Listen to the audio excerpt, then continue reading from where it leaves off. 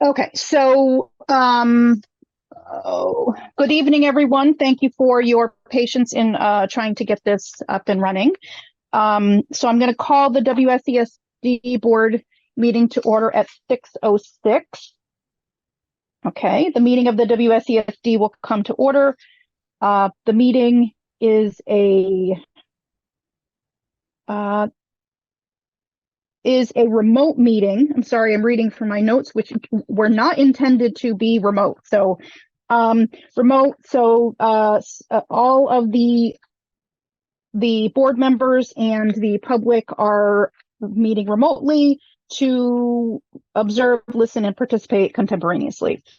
Please note that while we will strive to provide means for those attending remotely to participate in the public comment period, there may be technical difficulties or reasons that otherwise prevent or interrupt remote public participation.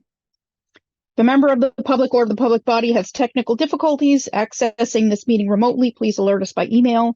In the event of a technical difficulty which cannot be resolved, we may continue the meeting if necessary to time and place certain. Please note that all votes taken during this meeting that are not unanimous will be done by roll call vote in accordance with the law. Okay, so I have some minor changes. I need to move the executive session that is at the end of the meeting to the right after student matters, but we will have no longer than 30 minutes. If we are going to need more than 30 minutes, we will have to continue that executive session to another time, but we will try to be as quick as possible, and hopefully it won't even take 30 minutes. So that's one thing. Just an FYI, during the admin report, we will need to do an executive session, a quick executive session for the second part of the admin report.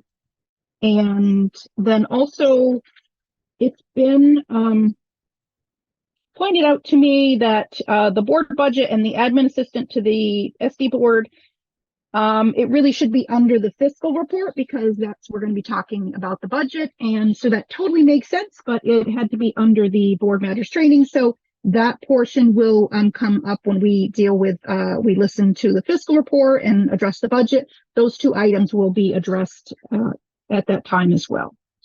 So those are the only things that I have to change. Does anyone else have a motion to amend the budget? I'm sorry, budget's on my mind. To amend the agenda. It looks like, Ruby, you have your hand up. I do. Sorry, I can't find the hand, but yes. I had emailed you about the Northeast Farm to School Institute conference that has been, I was approached in terms of school board participation, so I wanted to share it with the group and see if there was interest beyond me. I don't know where that should be located, but. I think that should be under board matters. So you're asking to have that added to the agenda. It will be very brief, but there's a time restriction in terms of the application that needs to be put in. And so I wanted to talk about it briefly at this meeting. Oh, okay. So are you making a motion to amend the agenda to include that under board matters? Yes, please. Okay. Is there any discussion?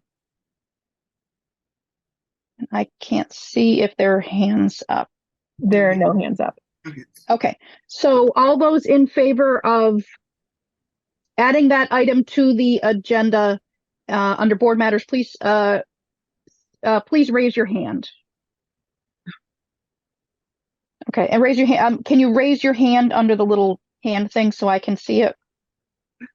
I can. Okay, so there it looks like Matt, Deborah, Tim, Robin, Eva, and I can't find my hand thing. I'm sorry. And Ruby, of course, and Kim, of course. And I'm scrolling through the remote is wonderful, but sometimes there are some drawbacks. Oh, and Sean, thank you. All right, I think we've gotten everyone. So we obviously, we are going to add that to the end of the board matters. And if I forget it because it's not on my list, Ruby, please feel free to remind me. Are there any other amendments to the agenda? Tim and Sean and Robin, you all have your hands up. I don't know whether it's because you have an amendment. Okay, it does not look like it. Okay, so now we will go to student matters. Are there any, Ruby, can you see, are there any students in the remote who would like to have their hands up, would like to speak? I do not. I'm here. Laura. Oh, yes. Wonderful. Thank you for speaking up. Would you like to bring any comments, questions, concerns to the board? Yeah, I have a few. I found out the other day, that by Tracy Lane, that something about our compost system not really like going into like full effect, that it kind of just goes into separate bins, and then like it all ends up going to the same place. Like that we don't actually use the compost. Okay.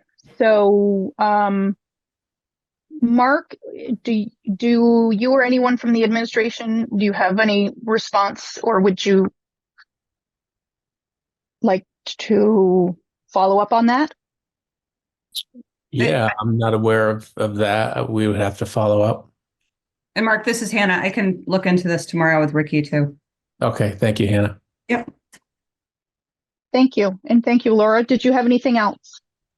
Yeah, and I just find a lot that in our school, people I feel like people try really hard to be other people, and I feel like a way to make sure everybody can embrace who they really are is to sorry, that's my dog. Is to really have classes that sorry, 1 second. So what I've learned recently this week in my early childhood education class is that we all learn differently. And I feel like since we all learn the same way, unless we get pushed to a different group, we all kind of just end up being like each other. And whether that's the group that we get pushed off to or the group that we get stayed in. And I just noticed how big of an effect it has. When I go through the hallways, I just notice people striving to be like other people by the way that they dress, how they talk, and more. And I just feel like we could definitely figure out a way to make this our community more vibrant with uniqueness and authenticity. Yeah. Oh, okay. I assume that's something that the administration would follow up as they feel is possible. Absolutely. Okay. Anything else, Laura? No, I think I'm all set. Okay. All right. Well, thank you very much. Okay. So oh, sure. Go ahead. Jody has her hand up. Oh, thank you. I can't see, so I'm happy to have someone direct me as such. Jody. Yes, I want to thank Laura and the gentleman, the other student, for being willing to speak their minds as to what is happening in the school. And I know the last meeting, or maybe it was the meeting before, they both talked about disagreements or something that was not right between the teachers and the students. And I just wondered if the administration has taken that to heart and is doing something, talking to these students and maybe doing something about what they said. Thank you. Thank you. Does anyone in the administration want to respond to that? Or I'm just wondering if Jody can clarify what the conversation was, because I'm not recalling it, so I can speak to it. I think it was about a lack of respect between teachers and students. And Laura is here, so she could probably speak. I think both of them spoke about it, but she could probably help. Yeah, no, my memory is not that great, but I do remember it being like just a lack, not just of respect, not just between staff and students, but like between staff and staff and students and students. And I would say with anything that when we are aware of things that we can address them.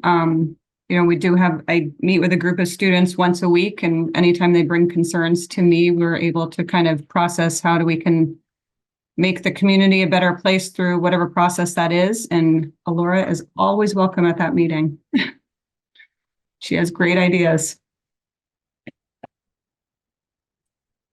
Okay, thank you very much. If there's nothing else, we will move on to our executive session at 6:17. Okay, so I'm going to ask if there is a finding that premature general public knowledge would clearly place the public body or a person involved at a substantial disadvantage. Is there such a finding? So moved. Thank you very much, Deborah. All those in favor of that finding, please raise your hand. Actually, I'm wondering if we can just do a voice vote. And then all those in favor, please say aye. Aye. Aye. Any opposed or abstentions? Okay, so I think that works better. All right, so is there a motion to go into executive session under, let's see, it is under 1 VSA 313A1D, grievances other than tax grievances? So moved. Thank you very much, Sean. All those in favor of going into executive session under 1 VSA 313A1D, grievances other than tax grievances and including Attorney Pietro Lynn, please signify by saying aye. Aye. Any opposed or abstentions? Okay, thank you very much. We are in executive session at 6:19. And again, if this takes any longer than 30 minutes, we are going to come out and we will continue the rest of that matter on another evening. Wonderful. Welcome everyone back. And we were successful in getting that done in less than 30 minutes. So now we're going to move on to the administrative report. Mark, are you prepared for that?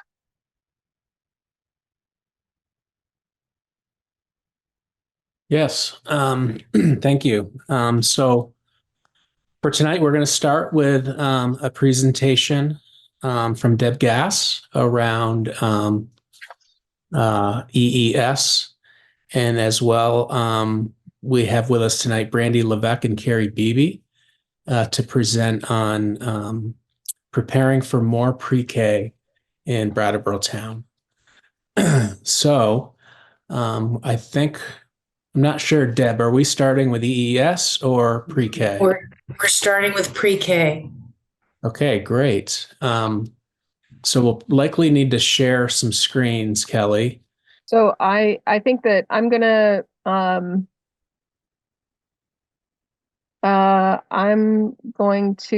put that all participants can share because I can't figure out how to get Deb just to share. Yes.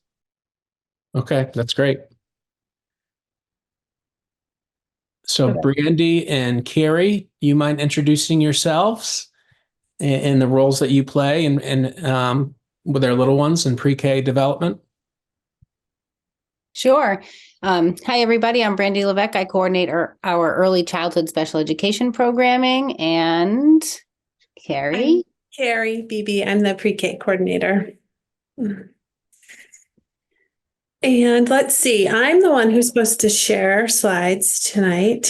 So let's see if I can figure that out.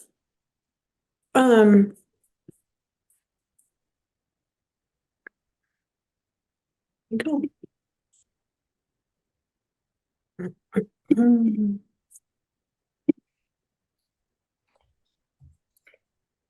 Sorry, I need to do some security here, which I wasn't expecting. As always. Okay.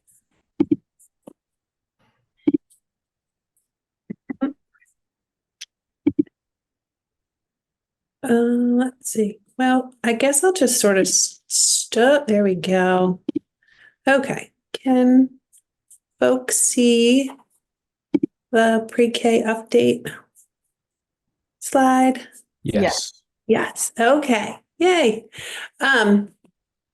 So we wanted to, let me just get into my play mode. There we go. Cute little pictures of our early childhood special education play group happening at Canal Street. And we're, Brandy and I really just wanted to talk a little bit about pre-K in the district.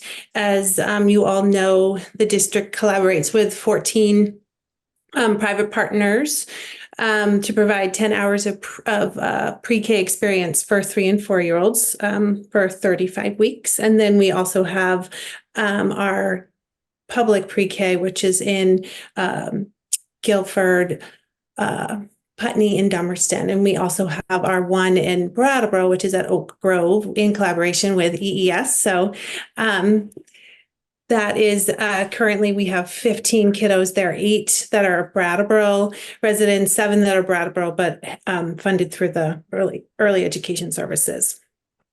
We thought it would be important just to share a little bit about, some of you may have heard about Act 76. That's been a little bit in the news, but maybe some have not seen it. It's sort of being labeled as a pretty historic law that went into effect of June 2023, making pretty major investments into childcare and early education. And for us, it's the increased equitable access to and quality of universal pre-K offerings to 4-year-olds. Currently, Act 76 does not make changes to universal pre-K at this time. But there is a pre-K implementation committee that needs to create a plan that will go to the legislature by December 1st, 2024, about implementing a full day, full school year pre-K for 4-year-olds starting in 2026-27 school year. And so this is where we're talking about expanding more opportunities for UPK in our district. The pre-K implementation, just, the slides I won't kind of read them, but it is co-chaired by the Agency of Education and the Agency of Human Services, which has the Child Development Division in, which is the regulatory system for childcare.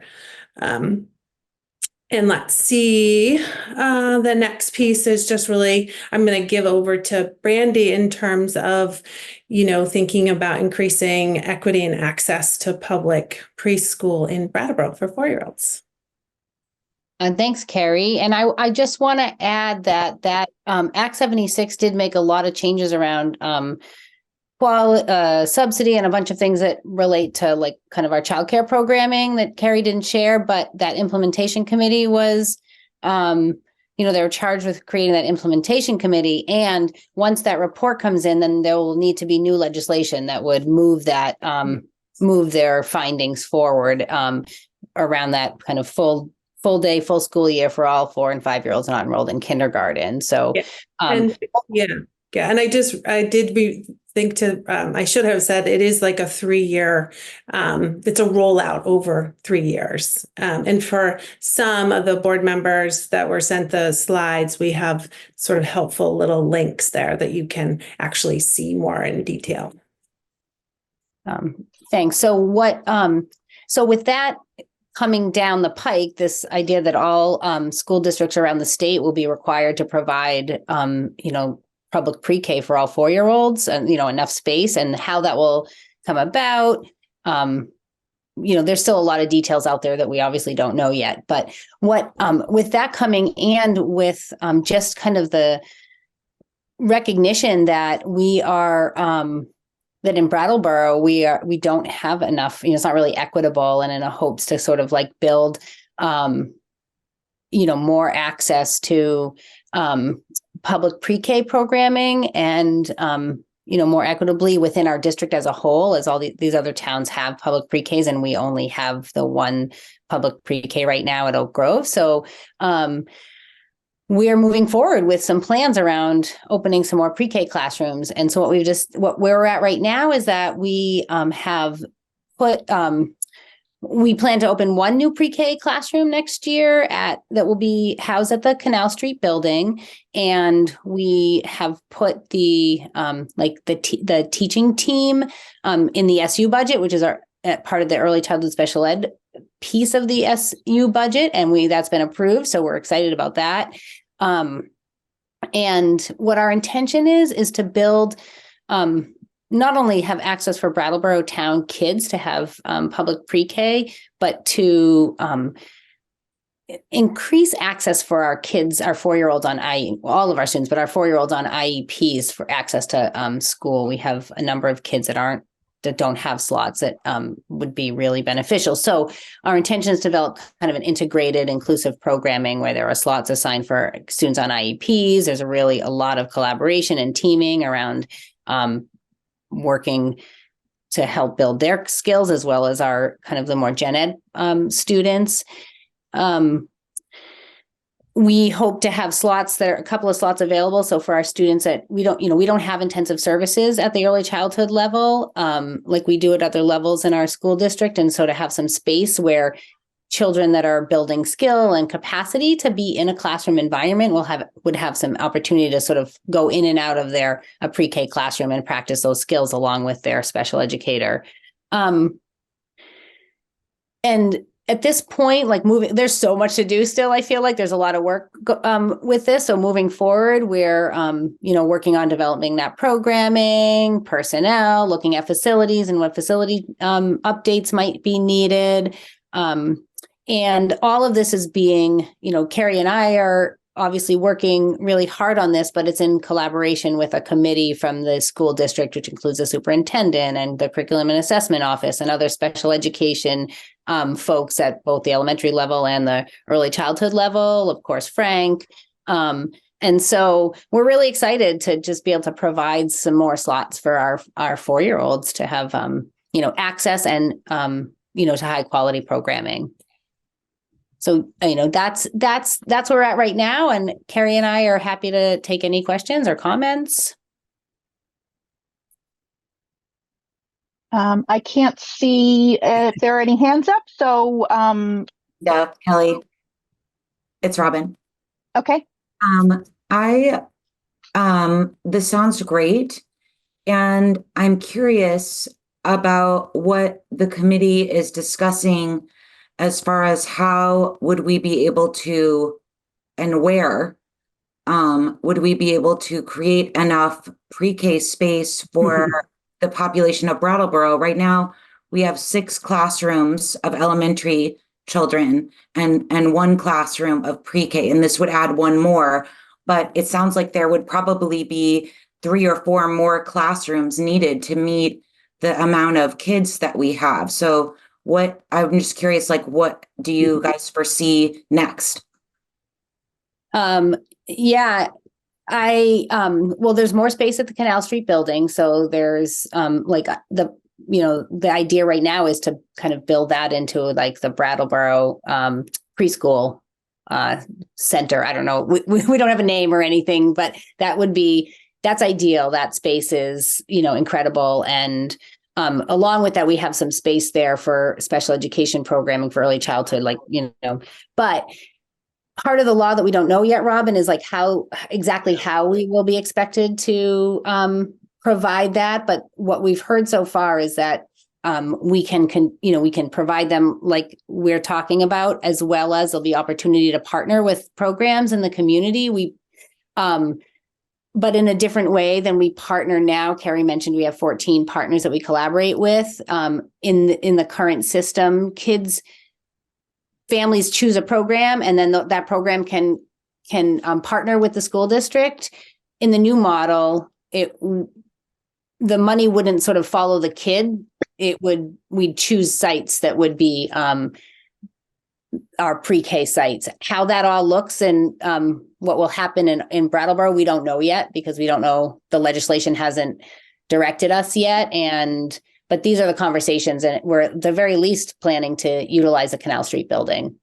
And Mark, I don't know if you want to add anything to that. Yeah, thank you, Brandy. Yeah, so there's still a lot to come in terms of direction from the state. But we are really excited about the opportunity to expand our access to public pre-K in Brattleboro town. And knowing that it's likely that this will become a requirement, and we know it's the right thing to do anyway, our focus in our planning has really been to focus on one cohort for next year. Well, really thoughtfully, and then repeat that process in following years, where eventually, the Canal Street School would be the preschool for Brattown. So a lot of potential, a lot of work to do. The building has some needs that still need to be met, which we reviewed in the capital plan and the finance committee meeting. But we got a really good team, and we've been meeting regularly, and the goal is to start with one cohort for next year, with the goal of increasing shortly thereafter.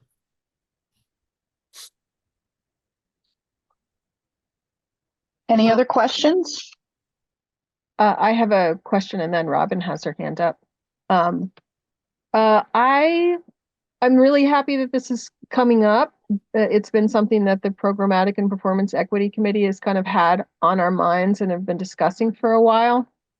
So I'm just really happy to hear all this stuff.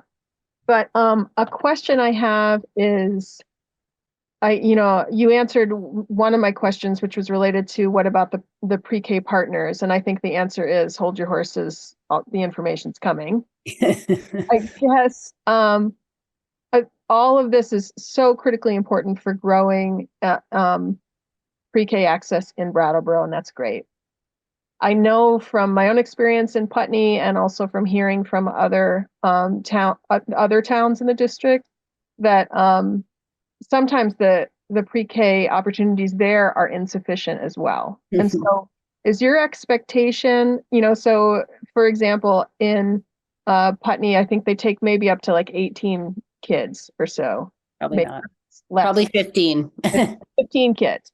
And we have classes sometimes that are, 20 and over. And so is the expectation that we will still have a cap of sorts, or does universal pre-K really mean like a kid shows up and we've got to find a place for them? Like, is that what's coming down the pike that we're making baby steps towards?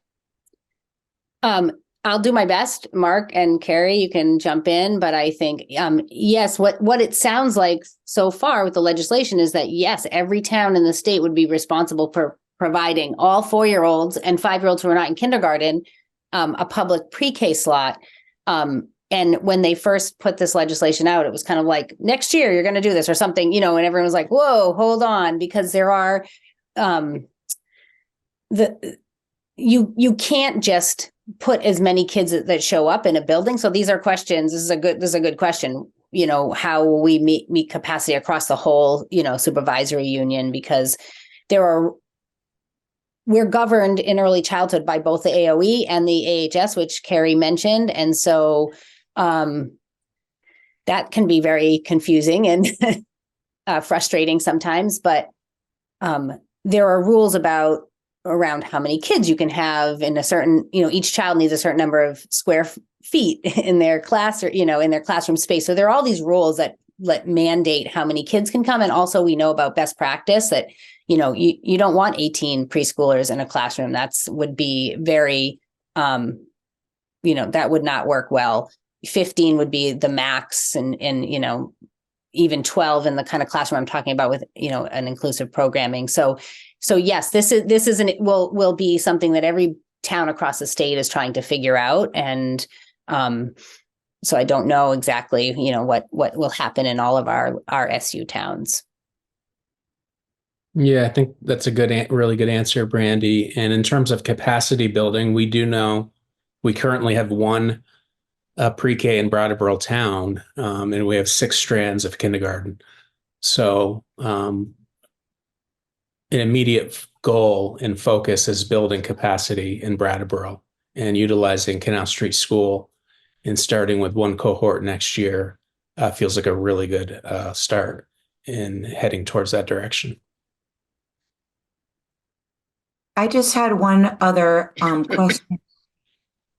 So for the existing pre-K classrooms that we offer, the principal of the school that it's in is the administrator, or for the Oak Grove one, EES, I guess, is also in charge of supervising that. Who would be the administrator in this Canal Street school? Would it be Carrie or someone else? These are still logistics that we're figuring out. So I wouldn't want to be held to having a 100% answer to that right now. But for example, tomorrow we have a planning meeting with Carrie and Brandy and actually Mary Kaufman, principal of Oak Grove School. So we're taking steps in defining what that's going to look like and how the players play together in developing. And that's why we're starting with one cohort. So we're not overwhelming the system. It's a good question, Robin, and we have a lot of questions still too, that being one of them. But any other questions? I mean, it's great. The more minds that are thinking about what we need, the better. Any other questions from members of the board? Any other questions from members of the public? I'm not seeing any. Okay, thank you very much. Okay, well, certainly more to come on this topic in the future. Now I'd like to turn things over to Deb Gass in EES and her team. Thank you. So we do have a PowerPoint slideshow for you, and Kelly is going to be our projectionist. Everybody see that? I can see it.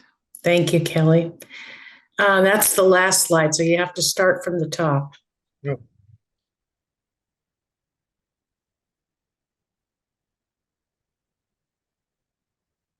All right, so here we are.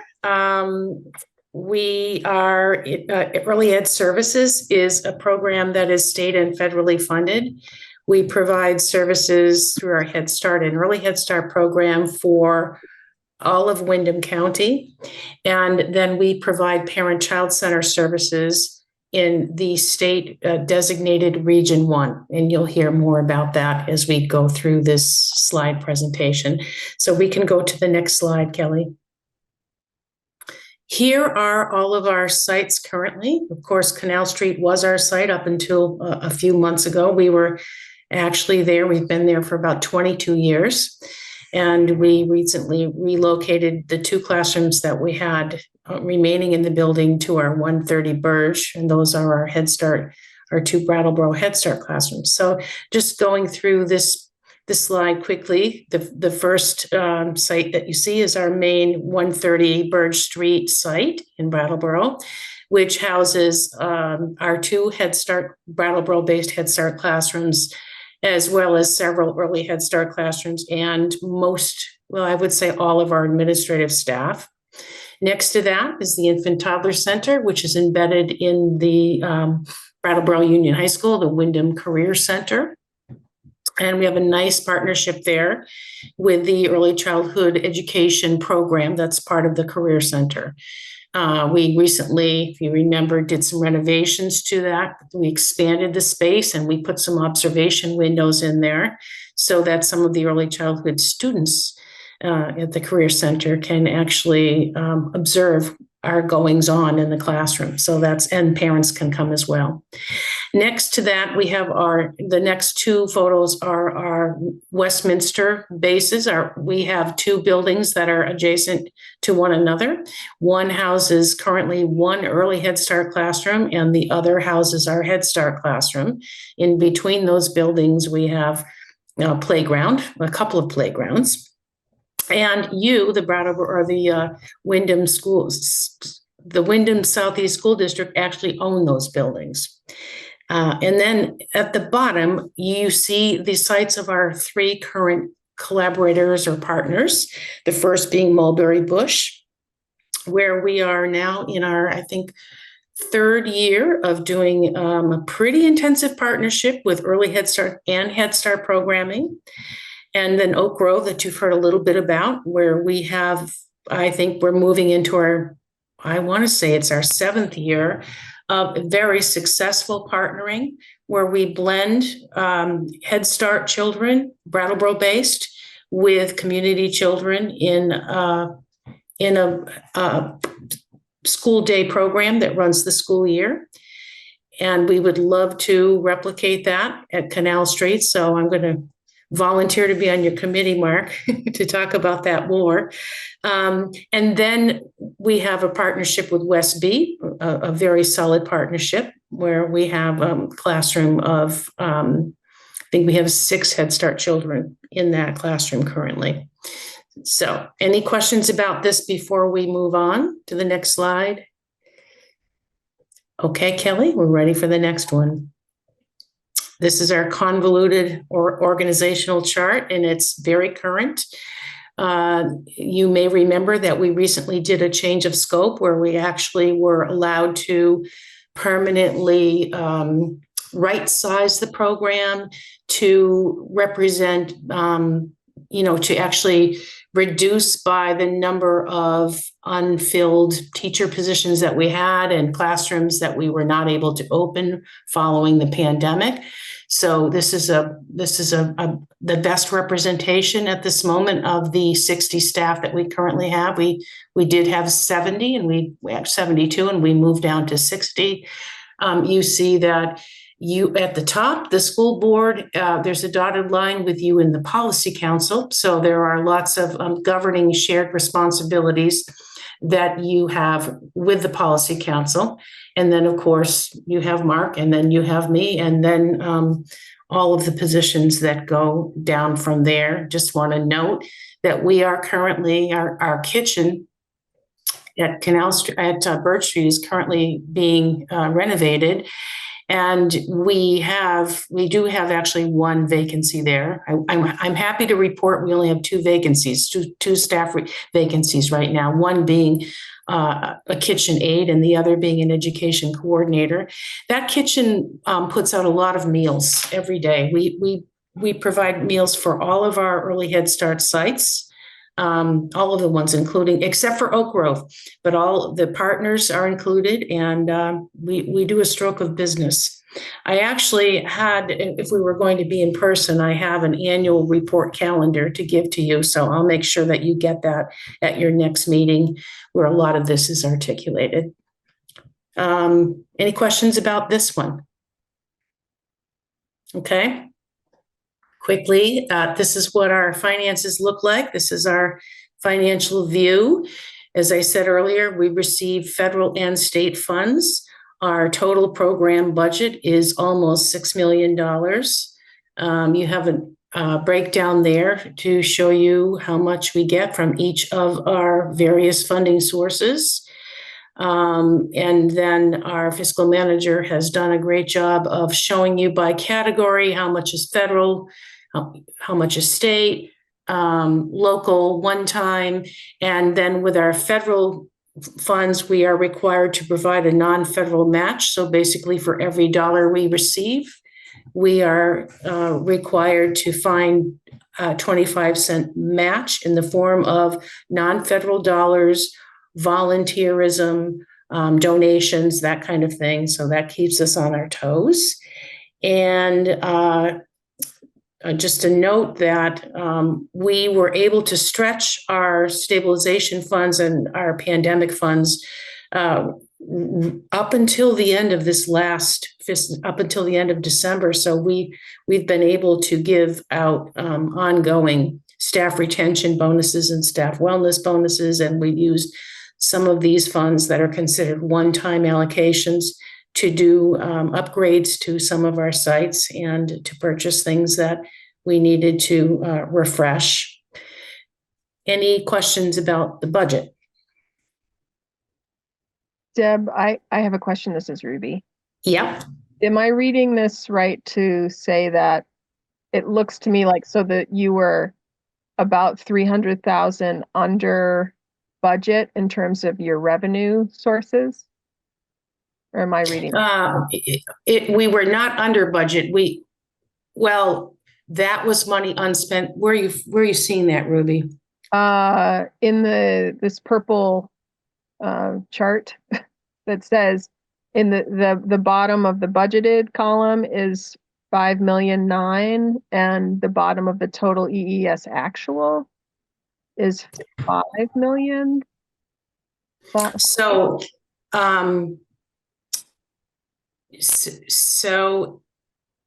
that some of that was unspent money because we actually didn't get permission to adjust until November 1st with our change of scope application.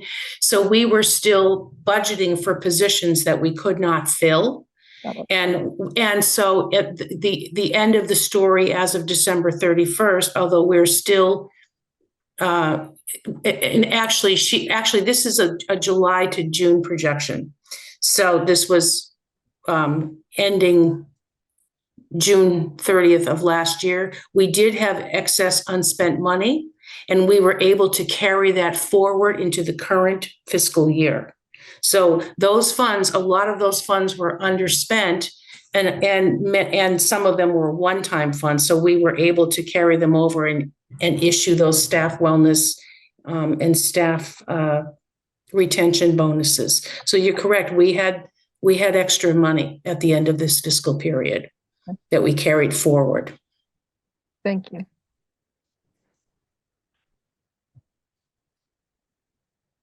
Okay, next slide.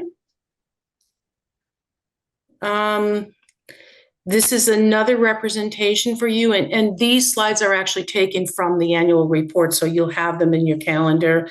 It's showing you the allocations in terms of expenses and what categories they were in. I won't linger over that unless you have questions. Okay, next slide. All right, now you're going to hear from our education manager, Coretta Bliss. Hi, everyone. So I have 2 slides to share. The first one kind of breaks down our sites and classrooms, and the next one will be education data. So in the slide that Deb showed earlier, you saw pictures of each of our sites. But this one tells a little bit more about the children and staff that we have at these sites. So under fully EES classrooms, the green squares are the preschool classrooms and the yellow are the early Head Start classrooms. So we have, as she said, we have 2 Head Start classrooms at Birch Street. Typically, our Head Start classrooms have 12 to 14 students in them. I also put down the staffing. Every classroom has a lead teacher and a teacher. And there's also an assistant, which I didn't list, but we have the lead teachers and teachers usually meet Head Start qualifications as far as experience and credentials. So I included what credential the teachers have and how long they've, not necessarily how long they've been at EES, but how many years of experience they have teaching. One thing I noticed when I was putting this together, and I knew this anecdotally, but it was interesting to see the numbers in front of me, was that in early Head Start, we have teachers that have a lot on average, have much more longevity. You see some of them have, 25 to 30 years experience. And in the Head Start, the teacher with the most experience has 17 years, which is still substantial, but not as long as early Head Start. And so we have 3 we have 3 EES Head Start classrooms and 5 early Head Start classrooms. And then in our collaborators, we have 4 preschool classrooms and 3 early Head Start classrooms. We have 2 different collaboration models that we have. In some of our Head Start classrooms, we just pay a flat fee per student, and the collaborating center provides all the staffing. In another model that we use, which is mostly at Mulberry, we actually provide one of the teachers is an EES teacher, typically the lead teacher in the classroom, so that teacher can be guiding that classroom with making sure that we're meeting Head Start performance standards and, just making sure it's a high quality classroom. And for the classrooms that are where we just pay a fee per student, we work really closely with their staffing so that they are also understanding and following Head Start performance standards and early learning framework. Can I just jump in to just Absolutely. note that Yeah. the shared staffing model is the one that we use in our Oak Grove partnership as well. Yep. That's right. Thank you. Kelly, next slide. So here's our education data from last year.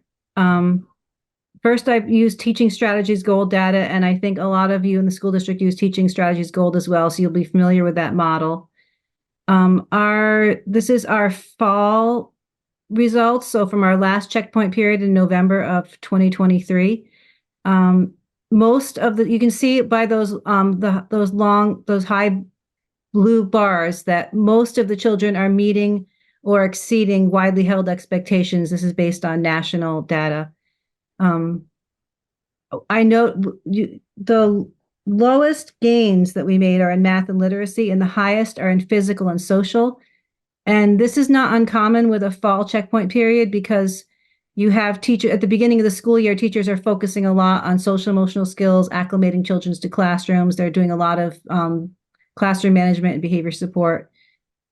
And so, we'll have a lot more. We can see when we do the winter checkpoint data and then the spring checkpoint that we can see, typically we see more increases in the cognitive skills. So every fall and every spring, we do class observations, and that's more about looking at, as opposed to looking at child progress, we look at classroom environment. And so our average class scores in 3 categories of emotional support and classroom organization, instructional support. And this is on a scale from 1 to 7. So our scores were pretty decent. But those are still being conducted. We haven't completed all our class observations yet. Head Start also came in. We had a part of our federal review. They had observers come from Head Start in December, early December. And they also gave us scores. They just scored our preschool classrooms. And the scores were not as high in emotional support and classroom organization were still just a little bit lower than ours, but instructional support was quite a bit lower. And we're still looking to see where those discrepancies are from, and to dig down into that and find out what this tells us in terms of what we need to do with professional development and training for teachers. Did you want to add anything, Deb?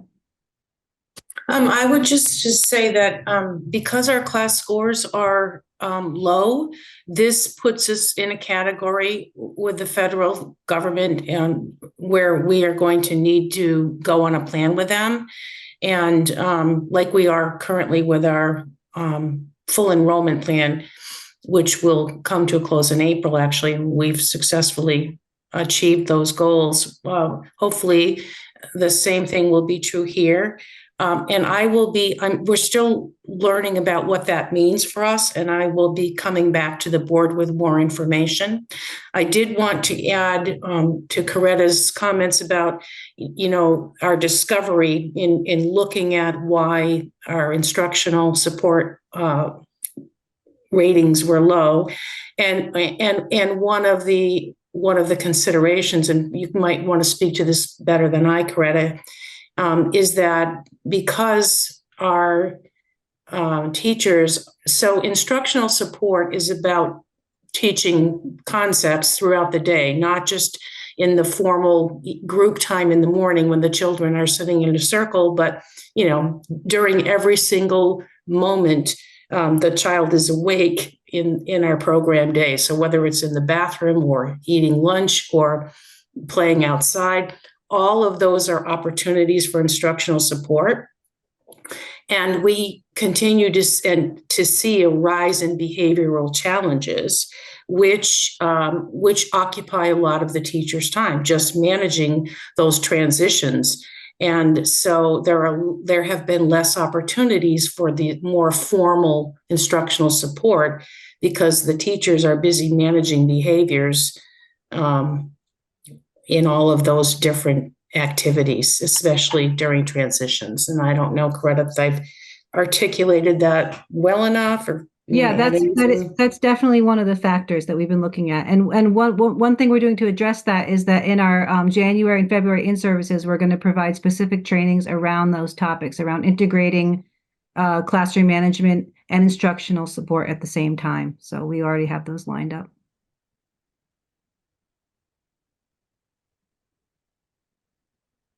Can I ask a question? Yes. It's relevant to this.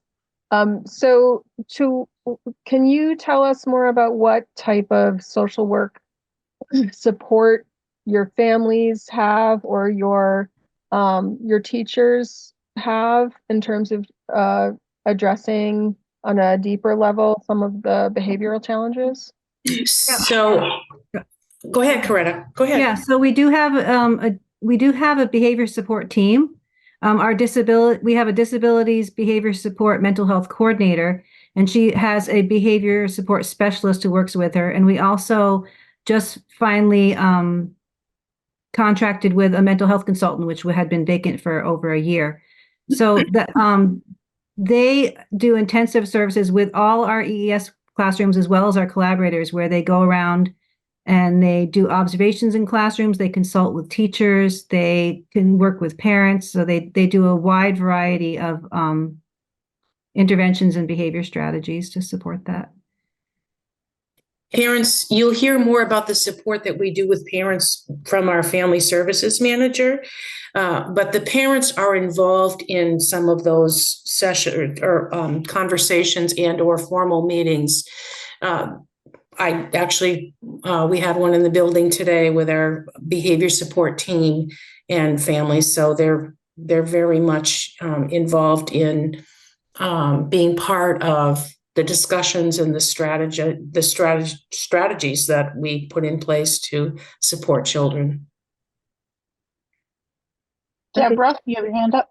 Yeah, this is a comment to Kelly. And just a reminder that we should be attentive to time constraints this evening.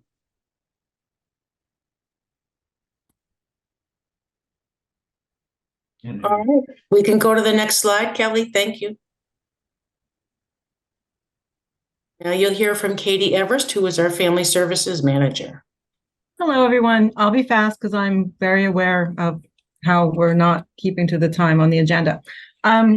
So I supervise the family services program at Early Education Services, and every one of our families at EES partners with one of our family support specialists to work towards goals set by the family to support the family's well-being. And that's a whole process starting with, a partnership agreement and then going through goal setting with each family. Kelly, next slide, please. Families that have children enrolled in one of our centers has a center-based family support specialist to assist them with any resources or referrals needed to meet their goals. And we also have home visitors that meet weekly in the home to support child development, parent-child interactions, and offer resources for the families with children under 3 who choose to have in-home services. Next, Kelly. And one of the other things that our home visitors do is pregnancy home visits.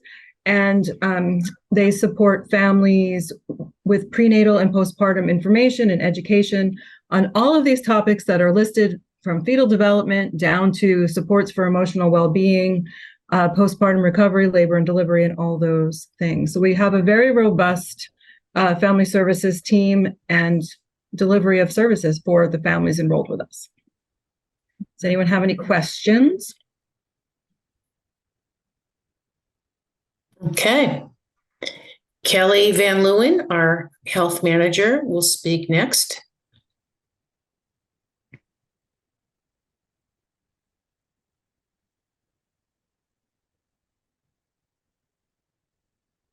I believe you're muted.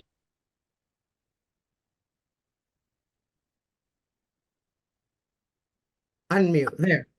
Okay, sorry about that. So I'm Kelly, the Health and Nutrition Manager at EES. Again, what health services provide for families are we provide services alongside. We work really close with family services, making sure pregnant moms have doctors and that they go to their visits. And if there's any, we communicate with the OBGYN practices, for example, and we help with any follow-up or anything that's been identified. Head Start also mandates us to have a 2-week visit after the baby's born to check on the well-being of mom and baby and identify any needs after birth. So another thing that we do is regular health screenings, which I'll talk about on the next slide a little bit. So I just wanted to give you a little bit of data. So if a baby comes in the program and stays until they go to school, they have at least 15 well child visits, which is a lot for families living in motels, everything. We support those families around making those visits, keeping up to date. If there's anything identified in those visits that need referrals, we support families around getting to those appointments. And another thing we track a lot is immunizations, so they're ready for when they go to school. And they receive 8 different sets. We also track leads, hemoglobins, all kinds of stuff that the Medicaid schedule mandates so that children on Medicaids aren't rushed in and out of a visit, basically.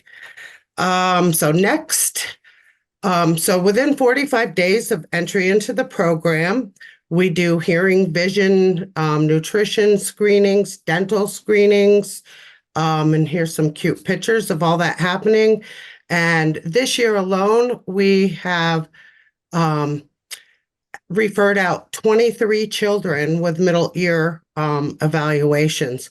And I know one of the children is most likely going to be aided, and that's before the age of 3. So that really helps developmentally staying on track. Out of vision screenings, 5 have appointments coming up and 4 are already in glasses this year. So that's pretty exciting. And you can see this little girl loves her new glasses. So, and the other part of the program is we provide nutrition services. We do nutrition screenings to look for allergies, intolerances, any food insecurities, ethnic preferences. We have a on-staff nutritionist that works around supporting families with any allergies or any kind of nutritional needs that are identified.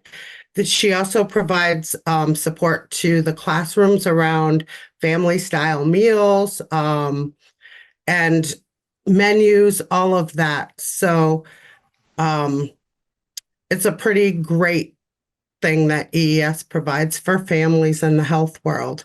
So I'll end it by saying school readiness really begins with health. Thank you.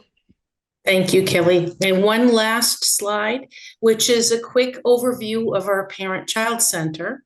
And Sandy Stark, our Parent-Child Center coordinator, will make that presentation. Hi, yes, I'm Sandy Stark. And so you've heard a lot about Head Start and early Head Start programming that we provide at EES. We are also the designated parent-child center for our region, which is the Brattleboro Agency of Human Services District. So we serve most of Windham County except the northernmost towns, which are served by the Springfield area Parent-Child Center. I have listed here on this slide some of the programs that we offer to families. These programs are available to all families in our region. And the goal of parent-child centers is truly to support families to give their children the best start possible.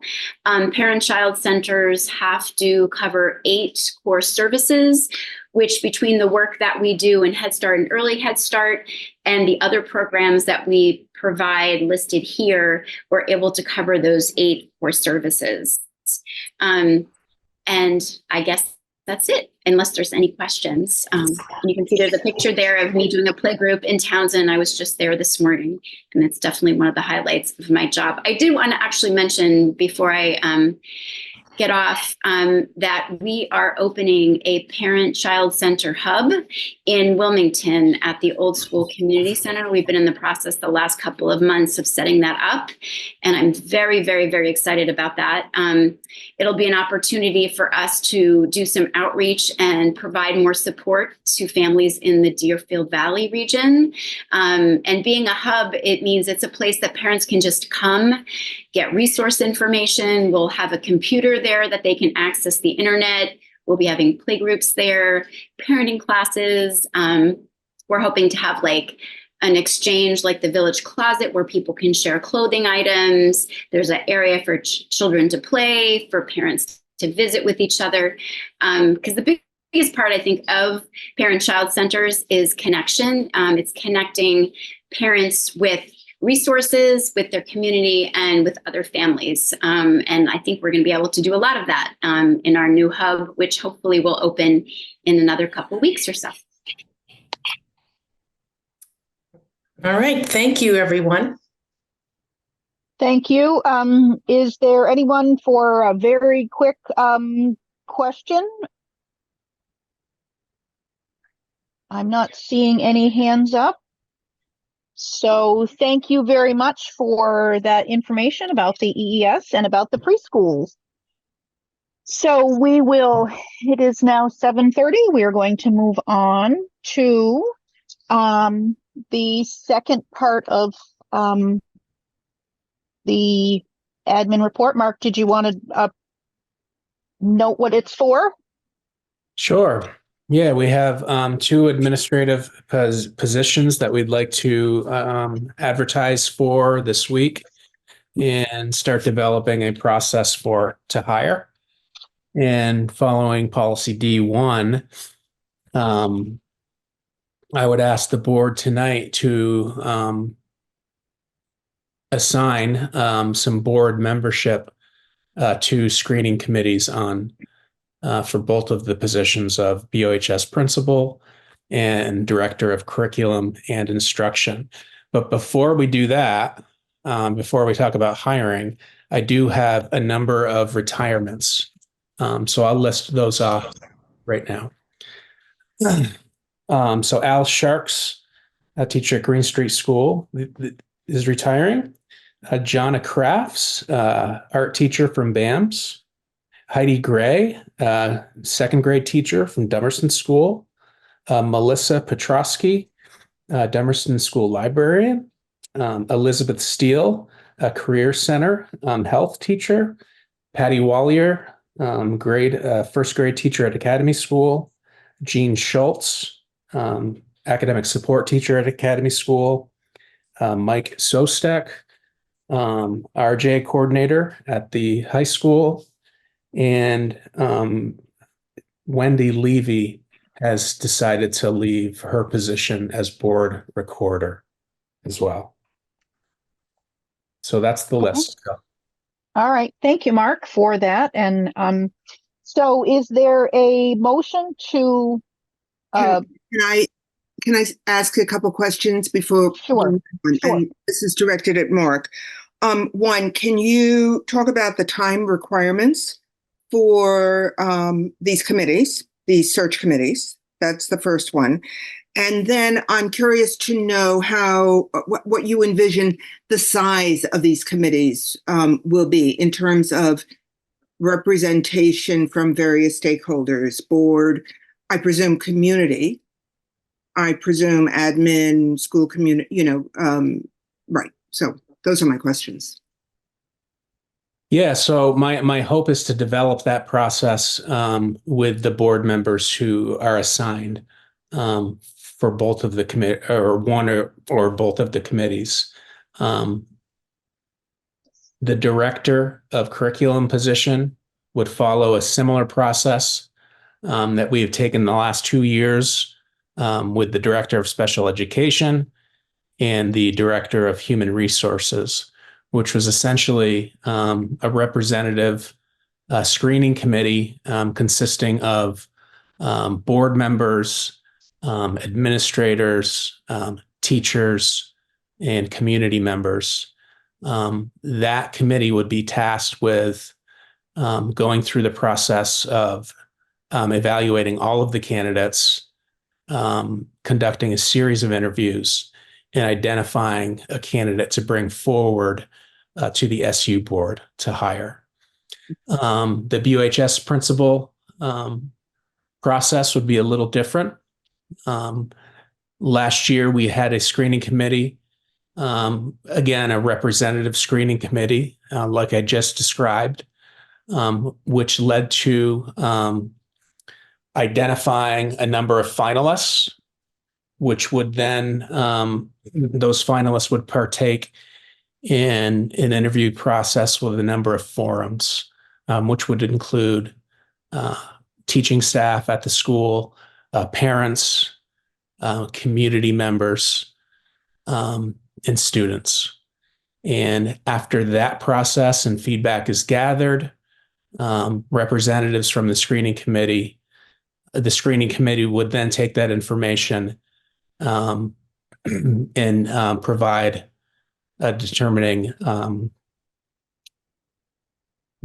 provide the candidate of choice to be presented at a SD board meeting. So I would say the BUHS process would be a little more lengthy than the director position.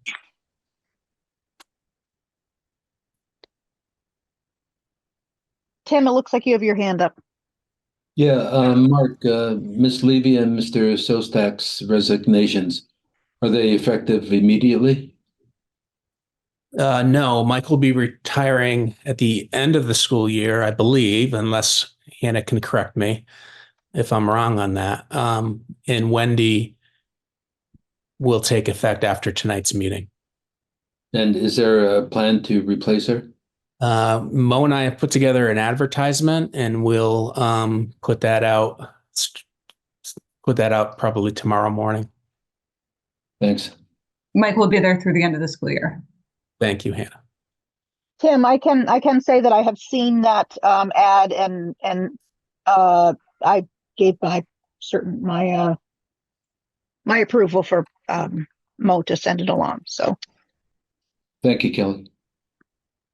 Any other? Sean, looks like you have your hand up, and you're muted. Sorry, I was listening and trying to write down the number of resignations. And I was just wondering if you could give me the total number. Sure. And their retirements, Sean? Oh, retirement. Thank you. So 8 retirements and 1 resignation, which would be Wendy. Oh, yeah. Thank you. Yep. So I think ideally, if this board could identify, my thought was 3 participants for the BUHS principal search to represent this board, and 2 representatives for the director process. Okay, any other questions before we go into a very brief executive session? I would like to make a motion on the retirements before we do that. Oh, yes, I'm sorry. Yes. Thank you very much, Robin, for bringing me back to the matter at hand. Got a little out of order there, but I would like to accept with appreciation for their service the 8 retirements and the 1 resignation as recommended by the superintendent. Is there any comment or, okay, seeing none. All those in favor of, oh, I'm sorry, Eva, look, did you have your hand up? Sorry, I raised it a little too quick. Okay, all right. All those in favor of the motion to approve with appreciation, the 8 retirements and the 1 resignation, please signify by saying aye. Aye. Any opposed or abstentions? Okay. Thank you very much for that, Mark. You're welcome. And now I believe we are ready to, is there a motion to find that premature general public knowledge would clearly place the public body or person involved at a substantial disadvantage? So moved. Thank you, Deborah. All those in favor of that finding, please signify by saying aye. Aye. Aye. Any opposed or abstentions? Okay. So is there a motion to go into executive session under 1 VSA 313A3, the appointment or employment of public officer or employee, provided that the public body shall make a final decision to hire or appoint a public officer or employee in an open meeting and shall explain the reasons for its final decision during open meeting, and inviting in Mark Spino? So moved. Thank you, Kim. All those in favor of the motion, please signify by saying aye. Aye. Any opposed or abstentions? Okay, we are in executive session at 7:40, and hopefully it will be just a couple minutes. The screening hiring committee for the BUHS principal, the following board members: Tim Maciel, Deborah Stanford, Sean Murphy, and Matt Shibley. And the board will be appointing to the screening hiring committee for the Director of Curriculum Assessment and Instruction, the following board members: Robin Morgan, Eva Nolan, and Kim Price. So then if there's nothing else on that, I think we're ready to move on to the fiscal report. Am I missing anything else, Mark? You're all set. Okay. Yeah, we're good to go. All righty. Thank you very much. 7:53. We are moving on to the fiscal report. Is Frank here? Okay, let's see. We had 2 items here. One was the Oak Grove Heat Pump Improvement Project bid award. So hopefully you recall back in October, we announced the pre-qualification RFP for the project. And then the board selected 4 vendors to be pre-qualified back in November 14. And then we issued the specifications within that 30-day period and asked for sealed bids on December 18. So those bids were opened and reviewed, and our consultants with Dynamic Integrations has recommended the low bidder. So of the 4 vendors pre-qualified, we received 2 bids. One was from BG Mechanical, and that was in the amount of $2,453,438. And then also from ARC Mechanical, and that bid was $2,473,980. So that's approximately 20,000 higher. And our recommendation is to accept the low bid provided by BG Mechanical in the amount of $2,453,438. So that's our recommendation. I'd like to make a motion to the effect of the hiring the BJ Mechanical for the Oak Grove project in the amount of $2,453,438. Is there any discussion? Seeing none, all those in favor of accepting the bid from BG Mechanical as indicated, please signify by saying aye. Aye. Aye. Any opposed or abstentions? Okay, thank you. Okay, the other topic on our agenda is to review the budget proposal. So again, this is an extension from our draft budget that was presented December 20th. So the Finance Committee met earlier this evening, just before this meeting, and we reviewed a couple of revisions to the draft. But the most significant update is receipt of the common level of appraisal statistics from the tax department. So we'll want to review that. And I assume I can share screen. Is that still viable? Yeah, it's going to be in just a second. Hold on. Mm-hmm. Yep, go ahead. All righty.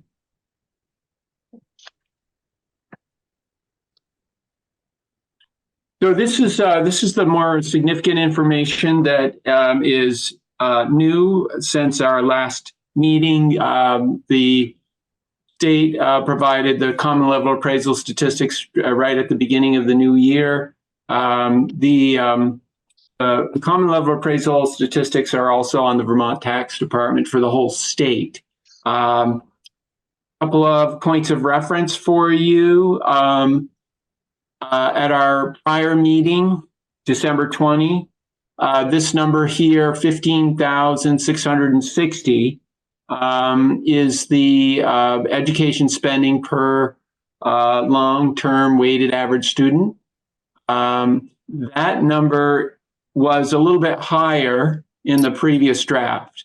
We had made adjustments to the Career Center tuition expenditures that are required as part of the Vermont funding formula.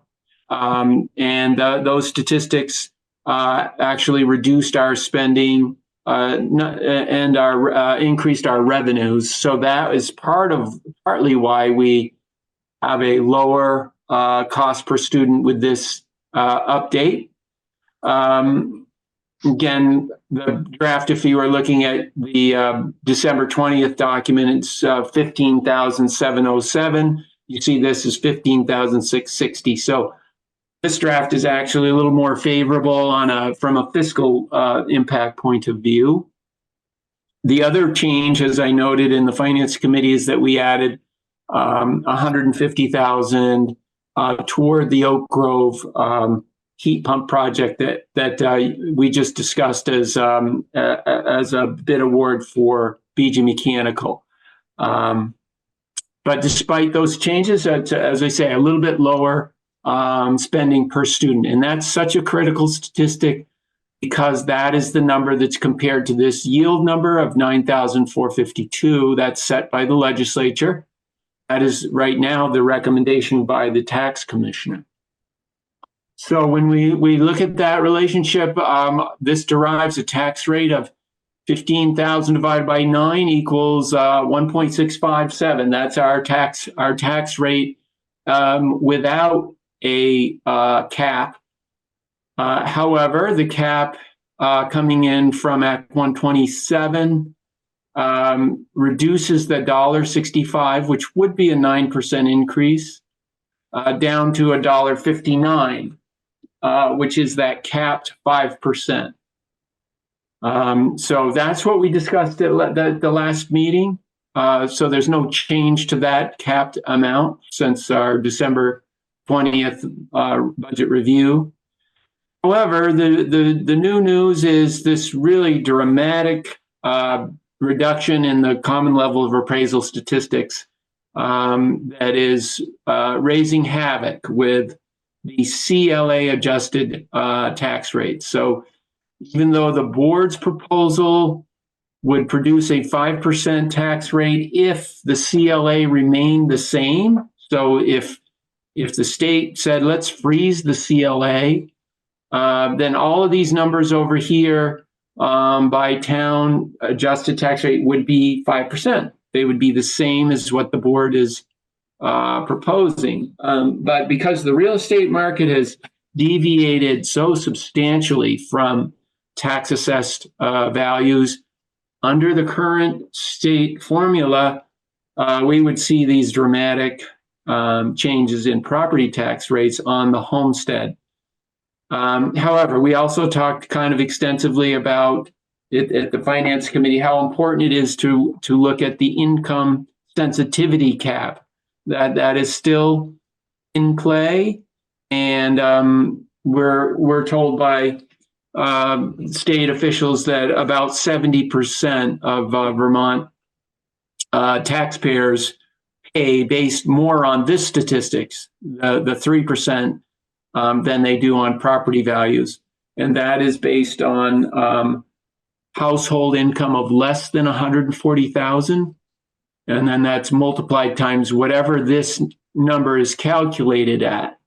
And so an example would be $100,000 household income would be capped at $3,004, right? That's 3% of 100,000.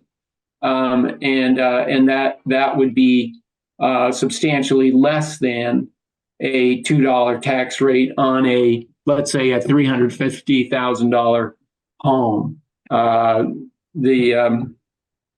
The actual tax bill on that example in Brattleboro, $2.05, times $350,000 home would be a approximately $7,000 tax bill. And under income sensitivity, it's been in place for several years. In that example, that household would get a credit on their tax bill to bring down their tax liability from $7,000 down to $3,000. And that's what 70% of our families on average have access to, an income sensitivity provision of the law. So these are disappointing statistics. Mark and I reached out to our legislator and trying to get a sense of what may be considered. As I said, this is a statewide phenomena because of the real disruption the pandemic caused in the real estate market. Everybody, I'm sure, is aware of those news stories where there were houses listed at $300,000 and there's 20 offers and they're all above asking price. That's the pressure that causes these statistics. And fundamentally what it is property values are selling substantially higher than tax assessed values. So the state says, well, we got to equalize it, because if there is a town that's reappraised like Guilford, then we've got to be fair to them. And we have to raise the $1.59, these numbers reflect an equitable, taxing system. So that's the big update. Did anyone Finance Committee want to mention anything else about the update here? The other thing that we discussed is, typically administration would propose an adjustment in the budget to bring these numbers down to what would be considered within an inflation rate. That's unrealistic from the point of view that if we wanted to bring down this budget even to the $1.59 from the $1.65 where we are now, we would have to cut $2.3 million out of this budget. And if we did that, it would do nothing to any of these tax rates, because that's the subsidized amount of spending that differentiates between $1.65 and $1.59. If we wanted to get these tax rates down here, the CLA adjusted tax rates below 10%, we would have to cut $6 million out of this $65 million proposal, or that would be about 10% of the budget. And that we just don't see that as being responsible, given that this is a statewide phenomena. It's a real estate, effect. It's nothing to do with the fact that we have 10% more kids, or we need 10% more, staff. We're only proposing a budget of 3% increase, which is very much within the inflation rate. So our next step at the administrative level is to work with our peers and connect with the legislators and advocate for a path forward. One other statistic that Mark and I shared with our local legislators is if they change this yield number to about $11,000, this number right here, and we did nothing else, all of these numbers would be around 5%. So, those are the kind of things we have no ability to, recommend based on taxing policy at the state level as it relates to all the variables that go into funding the ed fund. We're just saying we know that that's the kind of dramatic change that would have to happen if we want, to see these tax rates back where they, would typically be. So that's it to be determined. But there's a lot of pressure on this budget, to not spend more in that we're already nearly at the 10% breaking point of a current tax rate under this proposal. This as we discussed last week as well on December 20th. I have a comment. Robin? It's not a comment. It's just a question. So I can wait until after Sean. Yeah. Okay, Sean. I sort of have a question to Frank. The legislature doesn't set the final yield number until the spring. Is that correct? That's typical, yes. Yeah. So the thing that concerns me is that as we present this budget to the four-town district, if we don't really know what will happen with the yield number, that doesn't give us a lot of flexibility in a very reassuring sense that the taxes will not increase as much as they show. Is that true? That's true. But because this is a statewide phenomenon, it's not unique to us. We're anticipating that the legislature will be focused on a viable path ahead for public education in Vermont. This is just not at all realistic. And the legislature's been very supportive of public education over the years. Part of that is you see the volatility up here on this first line, the yield. That's the number that drives so much of what we're struggling with. And you can see how variable they have managed that number over the years. Prior to the pandemic, these numbers wouldn't deviate much more than 2 or 3% a year. Here you're seeing these really large swings. And once again, here it is, again, and that's, we start out with these kind of numbers, and then the legislature, tries to find funding sources that make this a viable path. So we have no way to forecast what the legislature will do.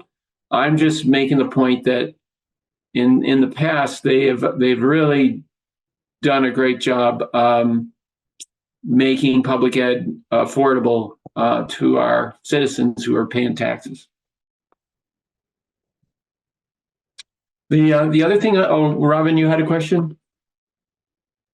Yeah, this is kind of not directly related to the budget, but could you please just in a brief way explain one more time about how the income sensitivity impacts these rates? Right, yeah. So income sensitivity is calculated the same way as the tax rate, which means they take our spending, $15,660, and they divide it by this number, 10,300. And that's a ratio. And that ratio is multiplied by the base. See this little tiny print here, 2%? So that ratio is multiplied by 2%, and that is how you calculate income sensitivity. So income sensitivity does change based on the way in which the board presents a budget, and then how that budget compares to what they call income dollar equivalent yield per 2% of household income. So as long as any citizen files a Vermont tax return and files the household declaration form, then they're going to be eligible to be considered for the income sensitivity provision in the state law. But there's a threshold, and there's a lot to the calculations. I'm simplifying the overview. I'm not a tax advisor, but if you go to the Vermont funding formula in the statutes, or you probably go to your town office, they could probably help you understand the way in which the town office applies the credit to the tax bill based on, as I said, those tax filings. Those tax filings don't go to the town office, but the tax department informs the town office on how to calculate the credits. And in a very simple form, it's all dependent on the family household income. And then there's a definition for that. I'm again not gonna, explain all of the nuances, but I can just simply give examples that illustrate the basic intent of the income sensitivity. So state officials are saying that 70% of Vermonter who pay taxes, their income is less than $140,000. That's the threshold that says if you make less than $140,000, then income sensitivity is part of the tax liability for that tax filer. If you make more than income sensitivity of $140,000, then you have to pay the CLA adjusted tax rate. There is no relief. So just another example, if a household has $50,000 in income, and again, we end up with this 3% income sensitivity statistic, then 3% of 50,000 is $1,500. If you had the $300,000 house in Brattleboro, 300,000 times a $2 tax rate is a $6,000 bill. So the tax department and your town office will look at that $6,000 bill if you own that house, and they will compare it to the income sensitized tax return. And then they will apply the credit. And in this case, in this hypothetical example, that family would not pay $6,000. They would pay 3% of $50,000, which is $1,500. There's another nuance to the whole credit in that it's what period of time are they looking at income, of family income versus the property tax bill? There's a lot of nuances, so it's not quite as simple as I'm describing, but that is definitely the intent. Okay. Thank you for yeah. I one more question, if I could. Sure. I was kind of wondering about how the weighted grades increased our student number and whether that had an effect on lowering the yield number. In other words, we have 3,734 students as an equalized number. Is there a relationship between that and the drop, the 38% drop in the yield number? Yeah, I'm sure there is on when the tax commissioner and the joint fiscal office and the agency of ed, collaborated to develop that forecast that we all are working with now, which is this 9,452. I'm assuming the folks that develop these indices for the state were generally aware of the CLA that was coming out. We didn't learn about it until just a few days ago, but they probably had a preliminary number. And then we've been running at 78,000 kids in Vermont for a long time. So there's no real magic or surprise there. So they know how many kids there are. So now what they don't know is how much are voters going to approve at town meeting for school spending. But they made an assumption. And then, to get to your question, Sean, I believe, yes, they anticipated the higher weighted average student count. They anticipated the common level appraisal increases. And then their assumption, I believe, was shared in some circles that they estimated total school spending would increase about 11% in this budget year. And by taking those statistics and applying them to the total bill that they're trying to fund across the state, through the ed fund, that's how they arrive at the 9,452. Again, that's probably oversimplified. It's a little bit out of my scope of work, but that's my basic understanding of how they derive those numbers. So the answer is yes. I'm sure that substantially higher student count is the main reason why the yield is down 40%, 38.8%.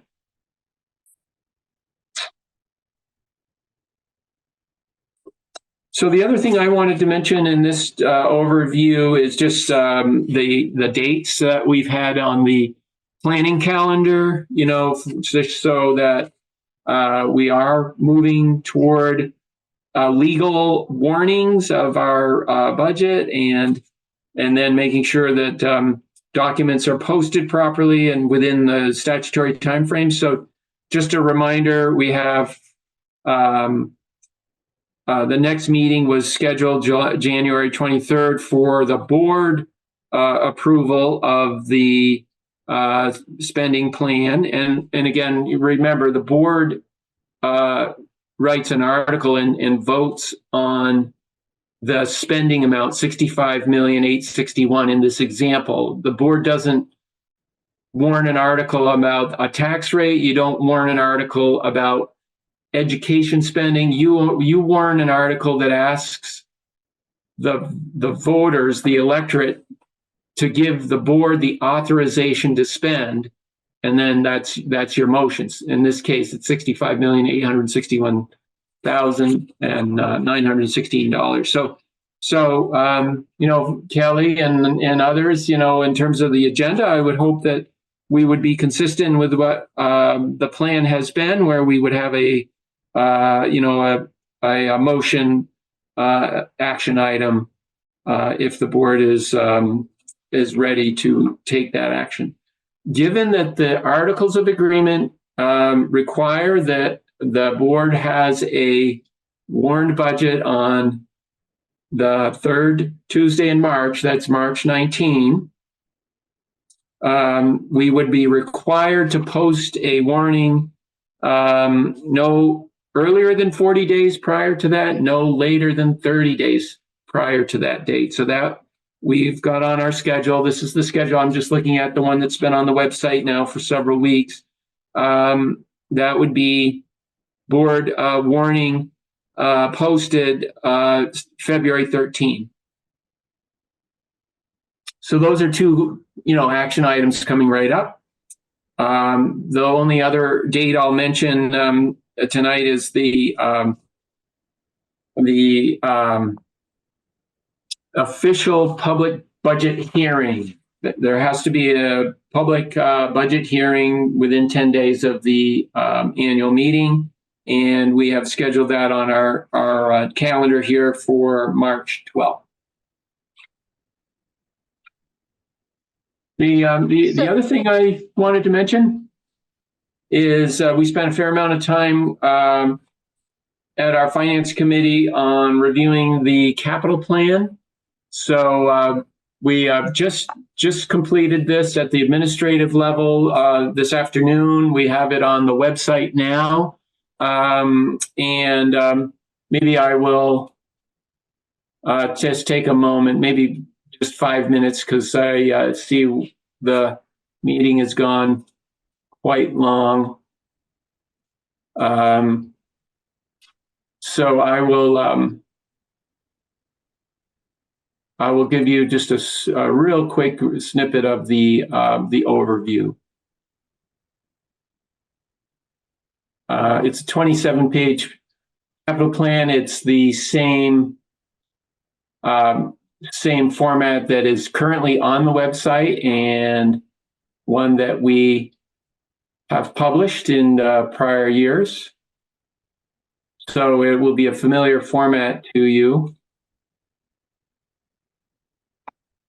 And this is just the beginning of the review, having it just produced this afternoon. So here's the capital plan. Just a couple of nice pictures of some of our buildings. Oak Grove is the single largest project proposed for an exciting heat pump, totally renewable energy, heating and cooling retrofit of their 1927 steam boiler system that is absolutely on its last legs. Got a nice sort of orientation on board policy, a substantial commitment to lowering our carbon footprint. We've made enormous progress on that, in that nearly every single school building we operate is now on biofuel. Oak Grove would actually be the last school that's going to be unplugged from the fossil fuels. So a nice overview of that. This is the only component of the capital plan I was planning on reviewing with the full board. As I said, the Finance Committee did get into a little bit more of the specifics, but this is just having been developed, so it's not intended to be a line item review. Fiscal year 25 is, you see a continuation of the substantial investments in our schools. Here we have two ways of looking at our investment. This is infrastructure. You can see the largest investment continues to be in heating and ventilation. The Oak Grove project in itself is, you just approved that award, $2.4 million, and that's spread over both of those years. The next largest investment, as a result of the 2003 bond vote that built a building 20-something years ago, the 3 acres of roofing at the high school there's major components. But that's true of many of our buildings. So there's a lot of roofing systems. Number 2, you can see number 2 out of the 6 million projects to be addressed. And then there are many other assets that have a useful life and must be replaced on a cycle so that we don't cause damage and or distract our kids and our staff from a great learning environment. So this is a very well thought out capital plan. Robert Clark has done a terrific job working with all of our facility managers and to some extent our principals and myself to develop this proposal. here is the same 6.2 million just by school site. The high school being by far the largest square footage building makes sense that it's the largest investment. But as I say, one of our smaller schools is getting the next largest investment in this cycle.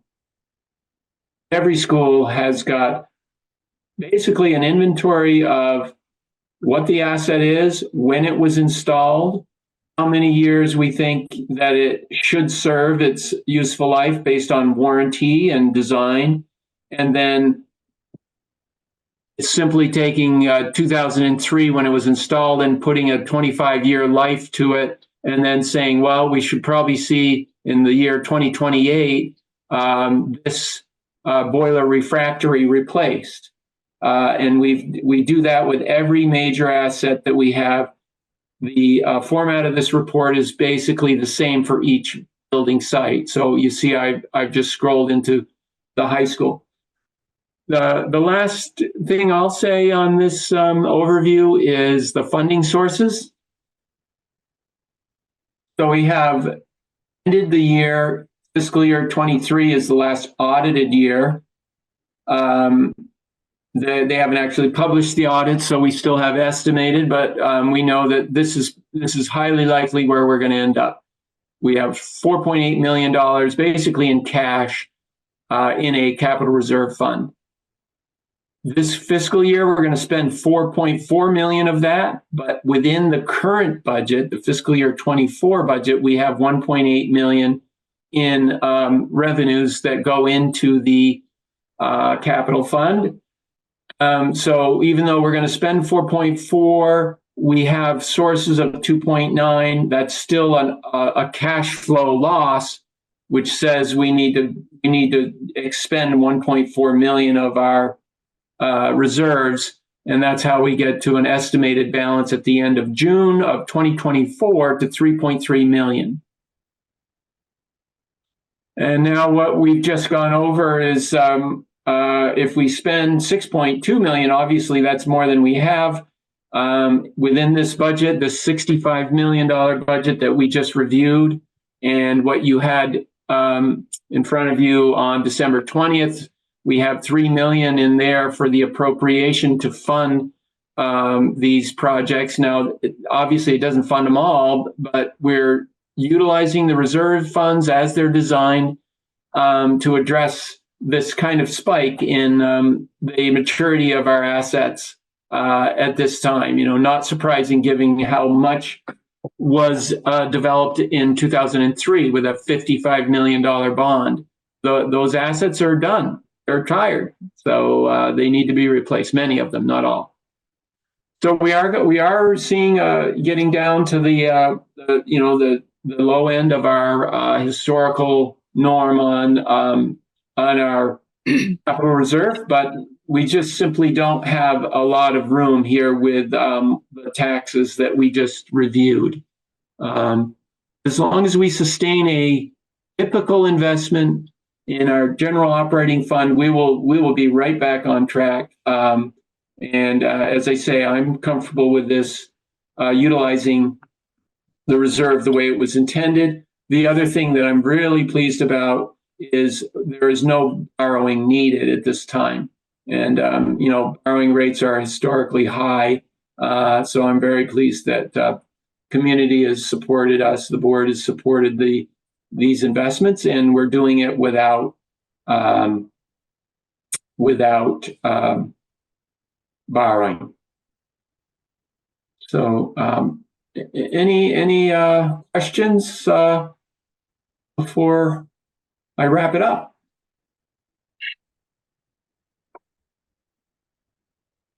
Okay, well, thank you.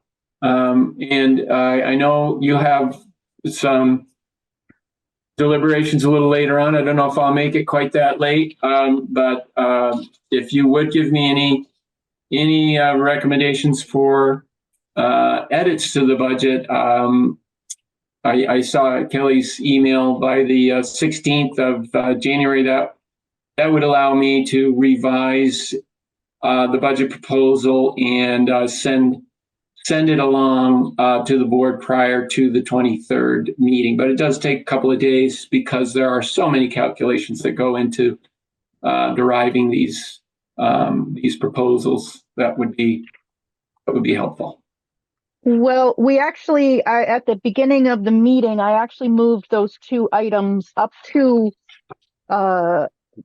this position right here so that we can address them most appropriately after you have discussed the budget, so we can address our budget numbers and whether the board actually wanted to seek an admin assistant strictly with the to the board. And I wanted to say that I know there was a little bit of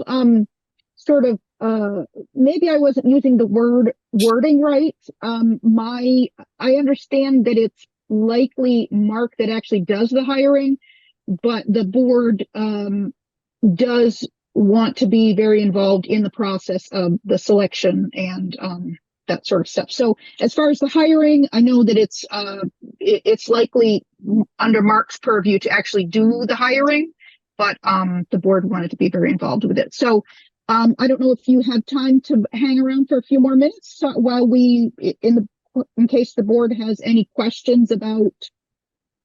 We did go over, and I think you were here. I think you were the one who went over, or maybe you weren't there, and Mark went over what was involved with these different numbers. Do you recall?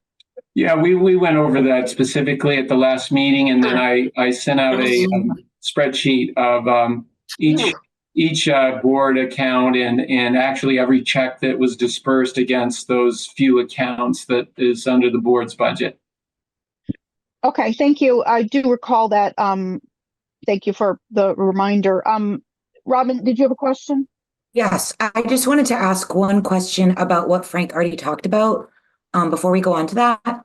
Sure. This is about when you were reviewing the dates for all these things leading up to the budget vote.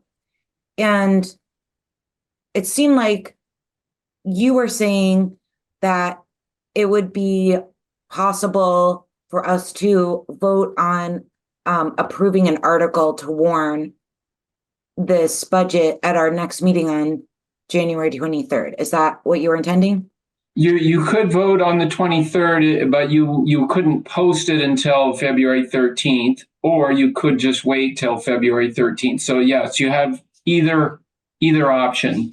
It's just that the board is not supposed to post the warning earlier than 40 days. But you certainly can approve it and then, delegate someone to post it, which would normally be central office on your behalf, in the designated places as required in the statute. So either or, Robin, is fine. Okay, because there was, unless I'm misunderstanding it, there was an email going around about scheduling an additional meeting for this purpose on January 30th. Is that... Do we not need an extra? That's for the board election. That is not for the budget. Oh, okay. Okay, sorry, I got it confused. Never mind. Yeah, and that's because the board election is March 4th. It's not, or March 5th. It's not March 19th. And that's why it's those additional days in advance. Okay. Yeah. Thank you. Good. Yeah, good to clarify.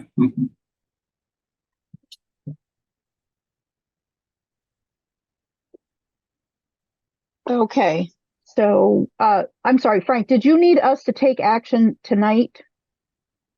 It would be helpful, but not required, as long as I would say, correspondence could come our way by the 16th, like you had anticipated. I would caution the board adding additional expense to the budget.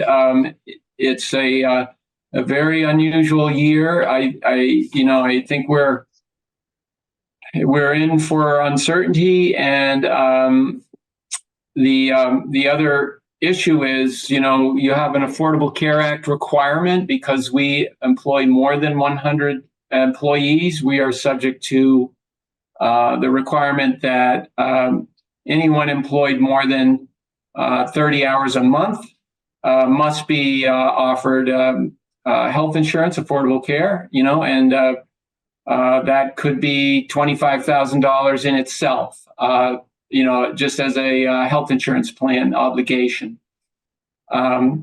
So even if you were talking about $20,000 or $30,000 salary, you're still talking about potentially $50,000, $60,000 in cost, and this does not seem to be the year to make those kinds of investments that would be one of a kind. My understanding is there is no other board in the state that has done this.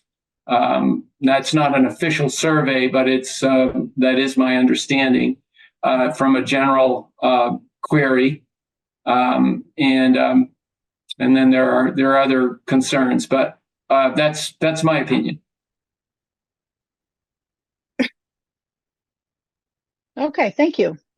So now, the board members, have you looked at the, does anybody have any proposal that is different from what we have listed here as the proposed? This is Ruby. I don't, the thing, when I read what was proposed, my takeaway was that I felt like the number of hours was a lot more than I would have expected for the type of work that I was considering I would think the maximum would be 10 hours a week of when it comes to that. We've had new information at this meeting that we're going to be needing to find a recorder. And so I think that's actually, that's a moment in time now where we have an opportunity to think about having, whoever we would hire for that role also take administrative responsibilities on as well. I still, that would add the time for meetings and finishing of minutes, but ultimately the additional piece, I can't see more than 10 hours a week. And I think that's a lot, actually.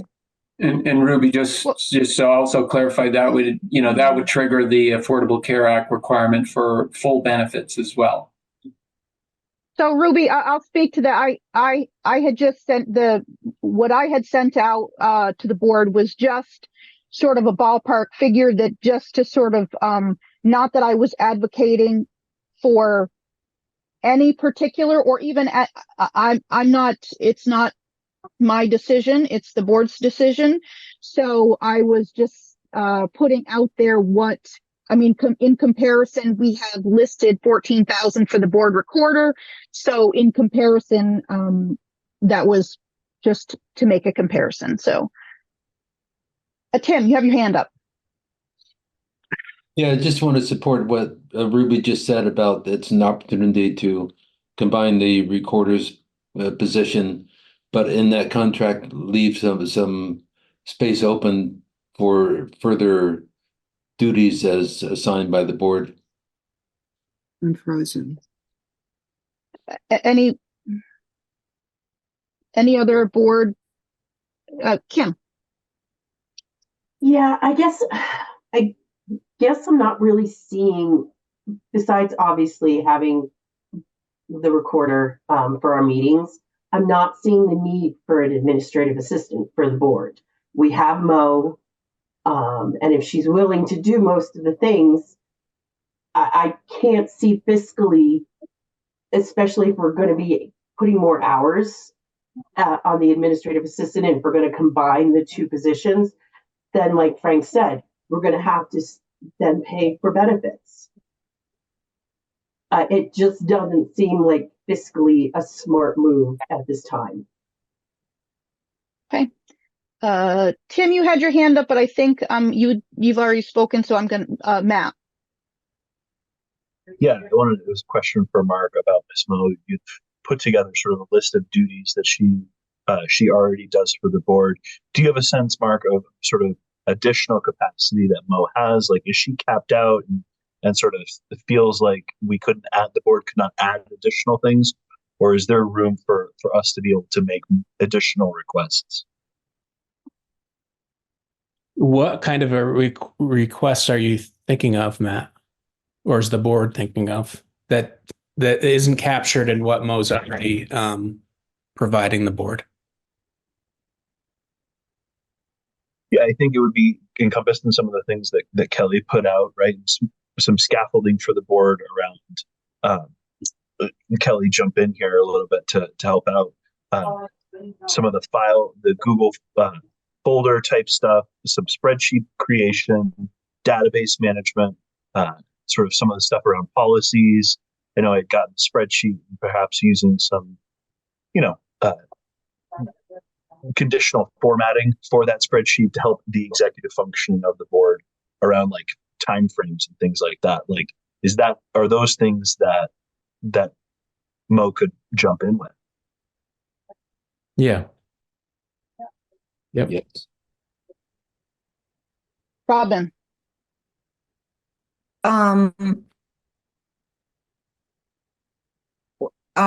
Okay. It sounds like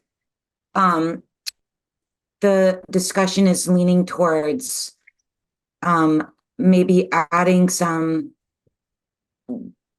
of this to the board recorder role and some more specific ways that Mo could support the board. I just wanted to ask a little bit more about the recorder position, because how many hours is that position? Like, I'm not understanding how adding 10 hours to that would constitute 30 hours a week. Is that what you said is the requirement for giving health insurance? 30 hours a month. 30 hours a month. Oh, I see. Okay. So it could be as little as like 6 hours a week, and that would add up to, or maybe a little bit more than that. And it would add up to needing to have health insurance. Well, yeah, it also depends on the consistency of the hours. So it would have to be monitored and then recorded, and then it does trigger the requirement depending on the regularity of the schedule. So that's another issue that has to be tracked. Another reason why this kind of assignment is not the sort of thing that we like to see created, because it does create a risk from the employer, that if we miss, we have our systems in place so that if we have a substitute that happens to create this, eligibility criteria, then, we have a system to make sure we offer the affordable health care. If we miss this on the, and we don't record it on the 1095C, those are being prepared right now. Those are IRS forms that go out to every employee. Then it's a $2,000 fine times the number of employees you have, which is, in the SD, it's 500 employees times 2,000, that's $1 million. That's the risk.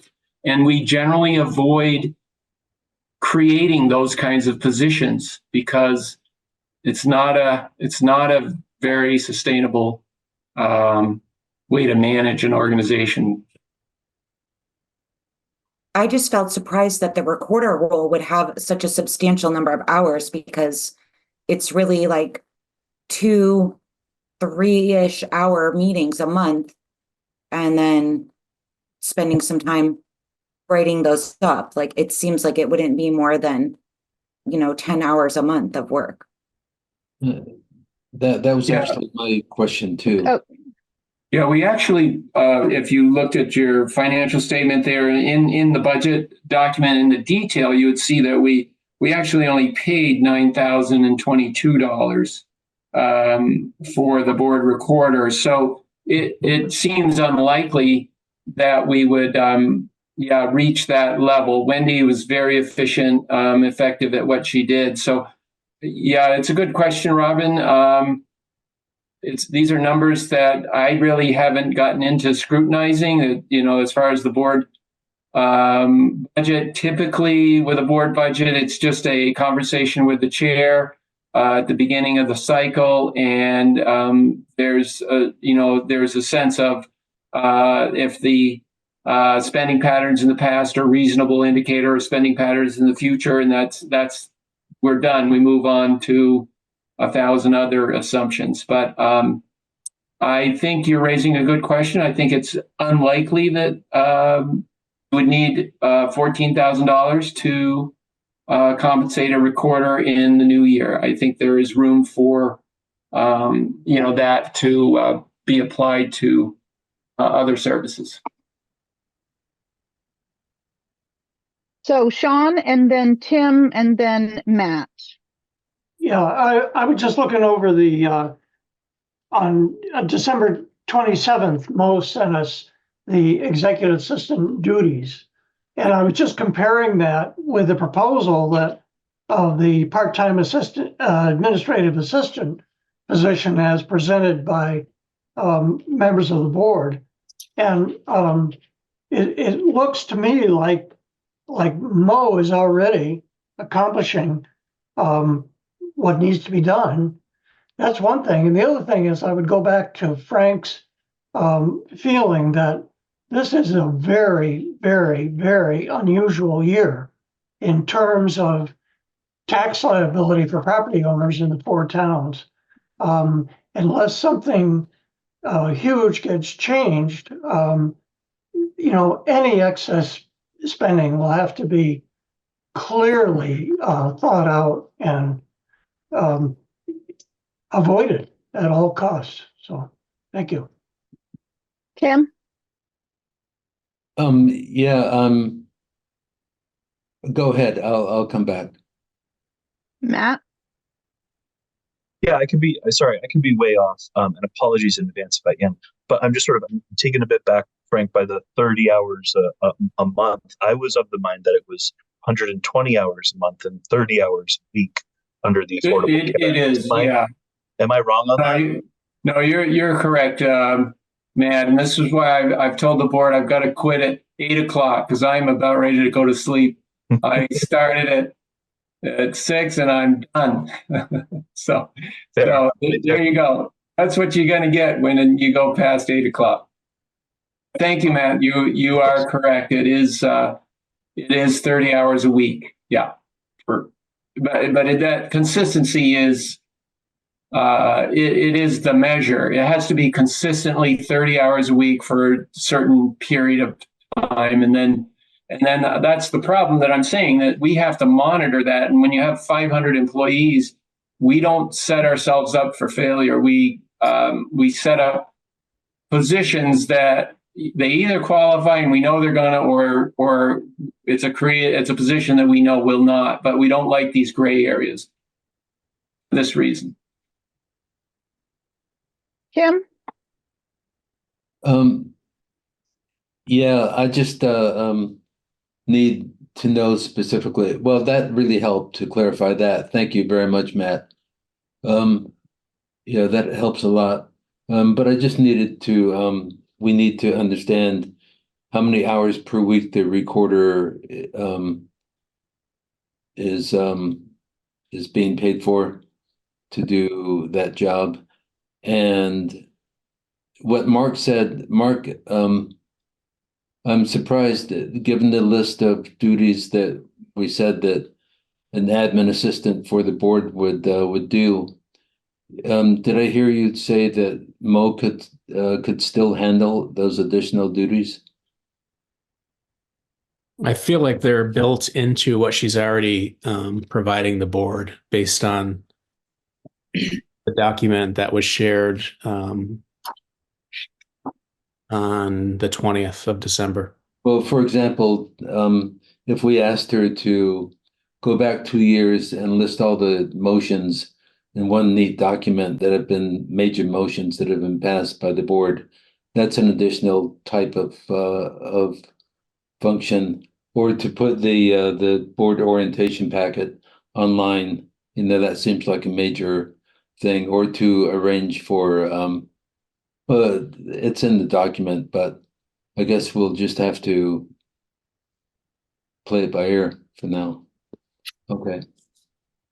Ruby? Firstly, I just want to clarify with Mark. It looks to me like the document that was shared on the 20th of December lists the duties that are already in place with Mo. And I feel like there was a document that was shared with the board, at least. I'm not sure if you're on this email on the 10th of December. That's the proposal of what is being envisioned. And I do think when I look at that, and I'm just going to give some context from my perspective, I actually provide board administrative support to the Putney Food Co-op and have for 12 years. And I spend 10 hours a week doing their minutes, attending their meetings, being institutional knowledge, and doing all sorts of projects. So I do that for that organization, which is a fraction of the budget of what this board manages. And so from my perspective, I completely hear the warnings about this not being the year. 100%, I get it. I think it's not the year to add some big, change to how much support we get, but I think we've been I'm not saying that the central office is under supporting us. This is not what I'm saying. I think that we as a board are being asked to do Herculean tasks, and we don't have if we turned to Mo for everything that each committee, each, director or the president and the vice president and the secretary all want to do, we'd be she'd be like, help me God, stop. She doesn't want us to be knocking on her door all the time. That's my sense. And I say that from the point of I'm sitting on this board and I've supported boards before. I just don't know that that's what she wants. And I do think, so my sense is, as Robin, kind of intuited, my sense is we have to pretty quickly put out an ad for a reporter, that's already kind of in process. I think we should pause a second, just a day, to ask ourselves, is there a way to enhance, what mini step could happen that could have an impact on supporting the board, expand that position a little bit, and have that be still under the threshold, still not too big of a growth point, but have an impact on helping us. And in addition to that, I also think the next step, I don't think we're ready for it now, is to think about, is there ways in which the board could be supported by a consultant that's helping us to focus on governance and other factors that would precipitate this, would make it not necessary to do this? That's another suggestion or option. I think it's a more complicated one in terms of finding what exactly we need there.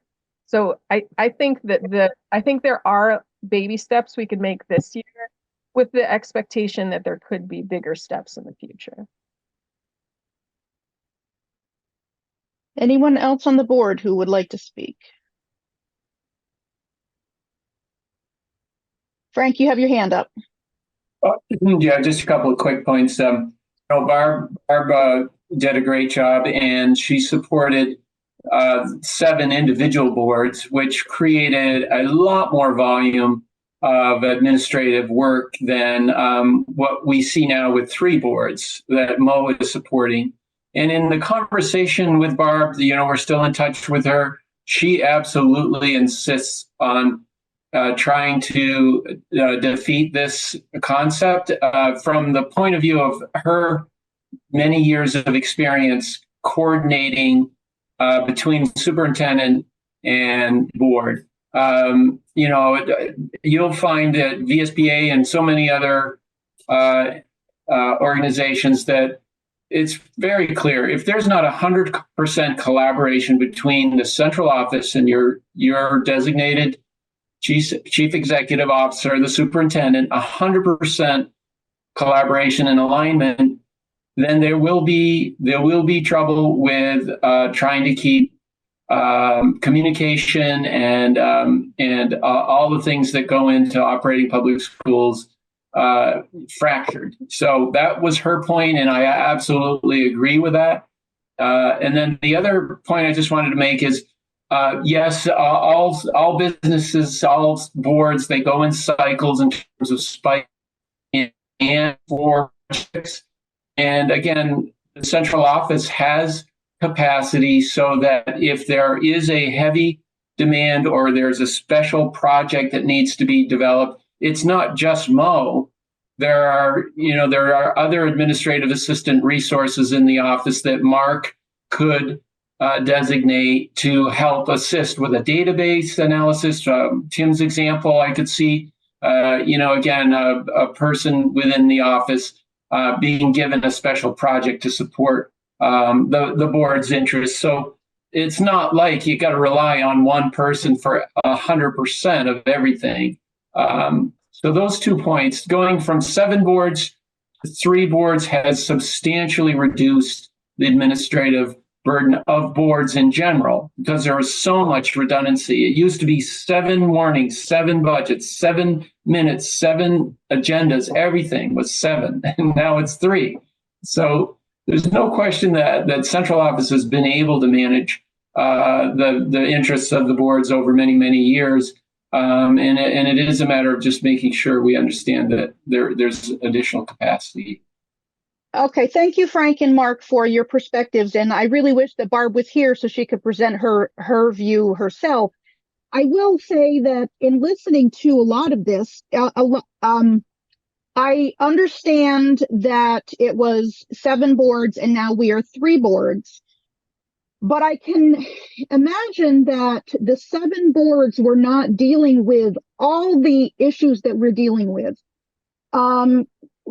We are dealing with a sexual abuse investigation that takes a huge amount of work in terms of coordinating board members to speak to the attorney, coordinating just the flurry of emails and scheduling and whatnot. We are dealing with a number of other issues that I can't even, due to confidentiality, I can't address. We're dealing with, I don't know how many grievances those 7 boards addressed, but the number of grievances that we get, the number of, I mean, it is just, I have a regular full-time job, and this could be a full-time job.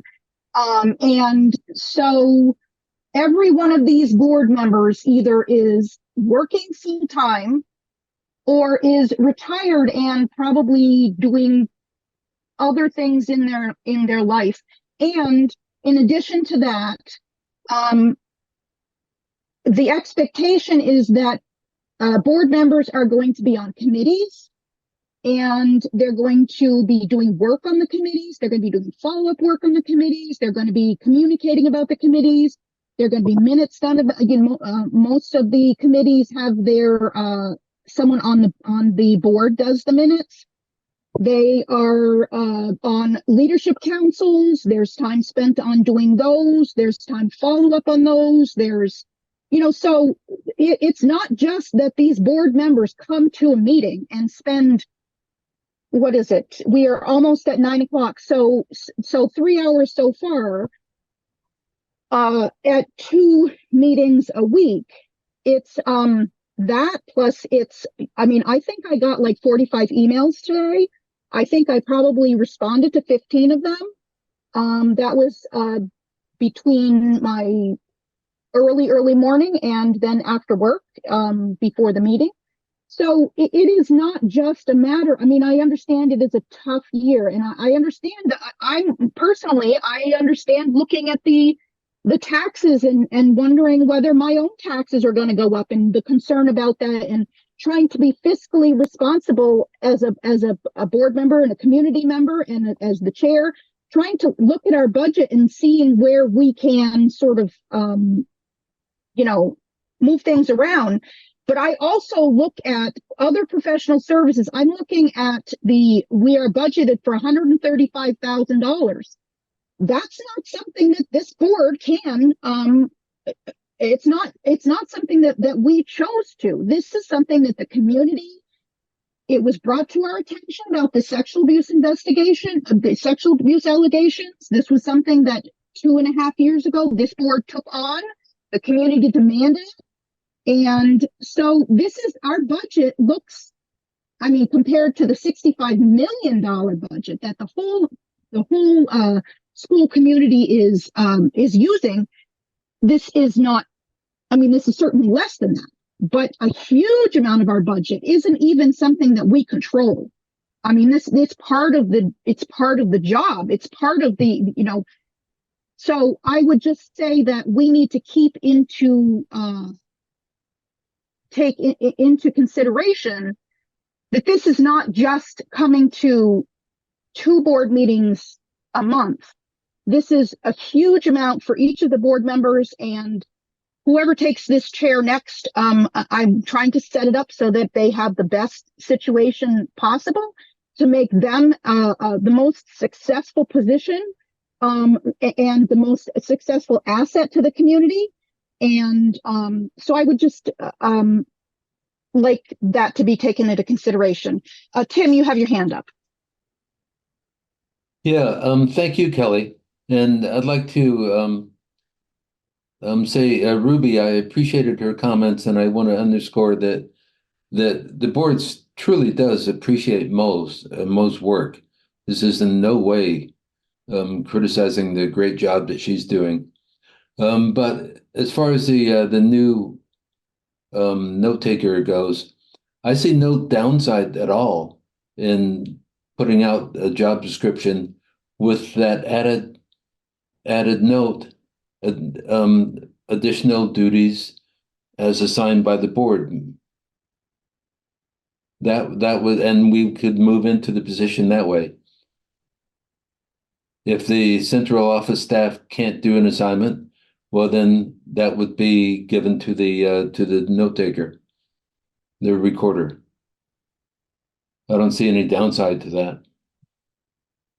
That's all. Thank you, Tim.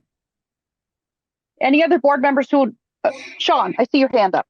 Yeah, I think that what Frank was expressing, and that is a feeling of collaboration between the board and the central office, using all the available resources that exist at the central office, is a huge consideration. And everybody's saying that the boards, we're all overtaxed, we're all overworked. I spend a tremendous amount of time as a board member because I'm on the finance committee. I mean, it's incredible, but I don't begrudge it. I'm there, I do it. So, for us to say, okay, we have too much work, let's hire somebody else is really not the right approach as far as I'm concerned. In addition to which, this board for the last 1.5 years or maybe more, very often has been 9 members instead of 10. So there was almost no interest in in people filling in as board members from the town of Brattleboro. So that's 1/10 of the manpower right there. So I'm just so against this. It just seems so much, it's siloing, it's adversarial, and it's not collaborative. So I'm definitely going to vote no on this proposal. Thank you. Matt, you had your hand up. I just, a point of clarification. I want to make sure I'm getting Mark right. I'm hearing Mark say that there is capacity within Ms. Moe and her work hours. And furthermore, I think Frank indicated that beyond Ms. Moe, there's additional capacity within the central office. So regardless of whether or not we go forward, like I want to be utilizing the resources that we have. Let's really push forward. If the central office is saying we can do stuff, let's start asking. One thing I would just add to the group, and I think we talked about this on the 20th, is moving forward with adding any additional support. I would hope that the board would, once you add that support to what's already in place, so for instance, adding support to the resources at central office that are already serving the board. My worry is, Sean used the word silo, is to establish a system where there isn't collaboration and a potential new support is working outside of the system that we're trying to develop collectively to support the school system moving forward. So any additional support, whether it's this year or years down the road, we would have to thoughtfully think about that in terms of adding to what's already in place in terms of supporting the board. So we're not creating lines of potential miscommunication, and certainly not purposely. But sometimes when you move away from systems, you actually create more work, if that makes sense. So it looks like Robin and Ruby and Eva have their hands up. Eva hasn't spoken, so I'm going to let her go first. But then after that, I think we're going to just table this discussion. Eva. Yeah, I wanted to I really appreciate what everyone said, and Kelly's explanation of the board duties I thought was really, really great. I also wanted to just say that I really, really appreciate all the work Mo does. It's incredible how much she's able to do. And I did stop by the office the other day, and she was telling me about how, she kind of has to stay by the computer and watch things for emails and things to come through. And I was just, it was very impressive. One thing I wanted to talk about was, is there software that could help the board? Is there any sort of education that we could do as far as organization that could help? I do think that having the record keeper do additional duties would be I think that's the way to go. Like it makes a lot of sense. But I'm wondering if maybe we could do some research about software. If there's some things that we could do that sort of help us in the meantime while we're looking for somebody. Thank you, Eva. Robin. Yeah, I just wanted to name that I think that different folks on the board may be feeling differently about how necessary this support is based on our different roles within the board. And so folks who have a lot of leadership roles, like the chair, or people who chair really important committees, are feeling a heavier burden than the rest of us. And so I would recommend that maybe Deborah and Kelly, or anybody else who feels that they have more on their shoulders than is reasonable, could meet with Mo Hart and talk about what I can't hear anything. Oh, can anybody else hear me? Hear both of you. Yeah. My connection is kind of spotty here, so sorry if you couldn't hear me, but I was just making a recommendation that maybe the chair and vice chair could have a meeting with Mo and talk about ways that she could support, like for instance, scheduling meetings that are outside of our normal structure is something that takes so many emails and pestering people, and that might be one way to lift some of the burden short term. And there's other things that I'm sure could be identified by the folks most impacted in that meeting about specific ways that she could support, and then she could identify if that is something that she or other central office staff have capacity for or not. Makes sense. Okay.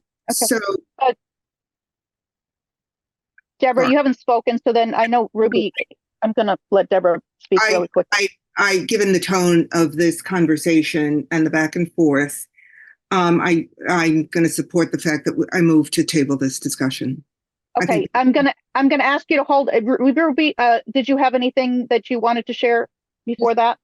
Very briefly, I think that and this speaks to the tone as well. From my perspective, it saddens me a little bit to think about this is the discussion about siloing and about othering and about like segregation of duties. It's very confusing to me because from my perspective, we as a board, we're identifying what we need help with, and Mark's going to hire someone for us. So it's either like we can be on a hiring committee, but Mark's going to help us find the support we need. And what I'm hearing from Mark is he thinks that that already exists in Mo. And if we, and I absolutely support this idea that the board and the chair and the vice chair sit down with Mo and Mark and like work out like if we have not been asking central office for certain things, why, and what could change. And from my perspective, ideally, if we need a board reporter, if there were someone within the office to do that, great. But if we're hiring someone who's a consultant on the outside, then that's what it is. To me, none of this is siloing. Like, I think the idea of hiring someone to support us in the ways that we need is appropriate. And I don't think of it as anything other than just expressing what our needs are. Point of order, a motion has been made. Thank you. Okay, so it's a majority vote at this point to table this, I think. So there's been a motion to table the discussion. All those in favor of tabling the discussion, please signify by saying aye. Aye. Aye. Any opposed or abstention? Okay. I'm opposed to tabling it. You're opposed to tabling it? Yes.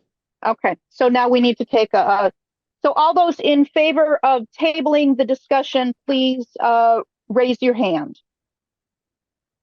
Sean, I assume your hand being raised is not in that.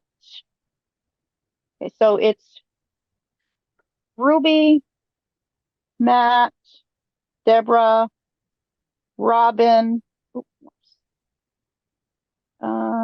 Tim, Eva. Okay, so all those in opposed, please raise your hand. So it looks like Sean and Kim. Whoa, lower my hand. So Sean and Kim are opposed. So it is tabled. Okay. So we tabled, that's tabling the discussion on the board recorder, I believe, but didn't table it on the board figures. So I don't know, do we need to vote on accepting these figures, or do we just, how would the board like to? Or you mean the board budget? The board budget, yes.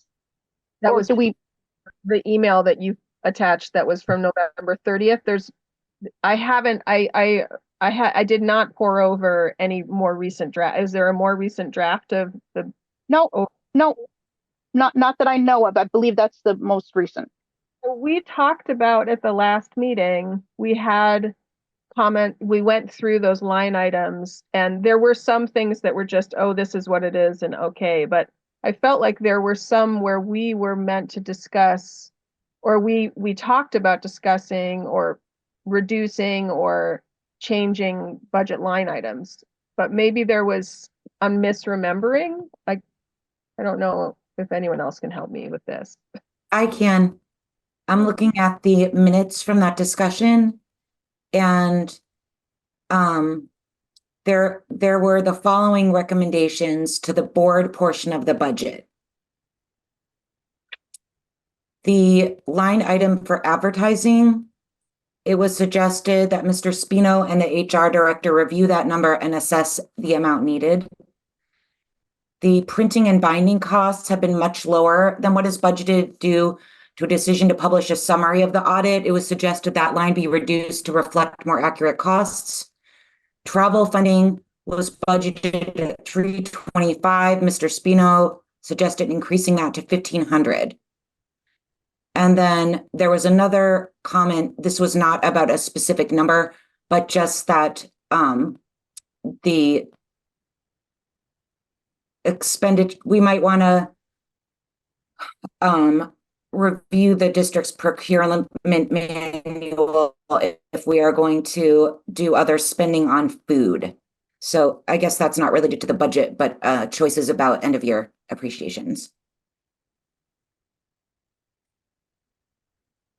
So go ahead, Ruby. Well, I was no, you go ahead. I just think that, and I feel like this is what Frank asked us for at the end of the last meeting. I feel like, with the exception of this question around administrative support, it feels like, I think those are appropriate directives to Frank and Mark to update those numbers. I feel like at the last meeting, Kelly, I kind of recall you saying, no, let's basically table that to this meeting. So if we just need to carry those comments over and consider whether we want to pass them on, I think this is the moment. But from my perspective, those recommendations would still stand. What do the other board members feel like? In terms of, I'd like to ask Frank and Mark, in terms of everything else except for the outstanding board support position, what does administration need from the board at this point in time to support your budgeting process? Yeah, I agree with Morgan that I thought we had consensus around making those relatively minor adjustments. So I was suggesting that we have a consensus on these few numbers that are in there. So to Robin's point, we spent $1,700 in advertising. I'm suggesting that we budget $2,500 for advertising. In the printing and binding, we spent $4,600. I'm recommending that we move that to $5,000 to be consistent with historical costs. And then on the school board supplies, we only budgeted $6,000, but we spent $12,000. So, maybe moving that up to closer to $12,000 if that's the thinking. And then the last one was the dues and fees. That's really a legacy of when the SD or the VSBA used to assess districts. Now they only assess SUs. So I was suggesting we don't use that line and that we just zero that out. So if there's consensus on that, I can make that change right now and we can move on. And the only one, Frank, that you didn't mention was travel. That was the recommendation to increase it from $325 to, I think Robin said $1,500. That's right, $1,500. Yep, that makes sense to me. Mm-hmm.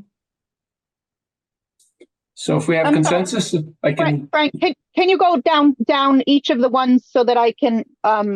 So you're saying, which ones are you saying that should be changed, and can you list those again? Sure. Yeah. So advertising, let's go to $2,500. Printing and binding, let's go to $5,000. And then travel, we'll go to the $1,500. School board supplies, let's go to the $12,000.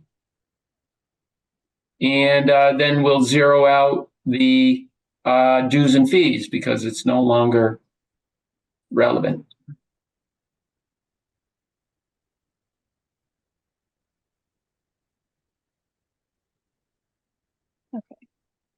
Okay, so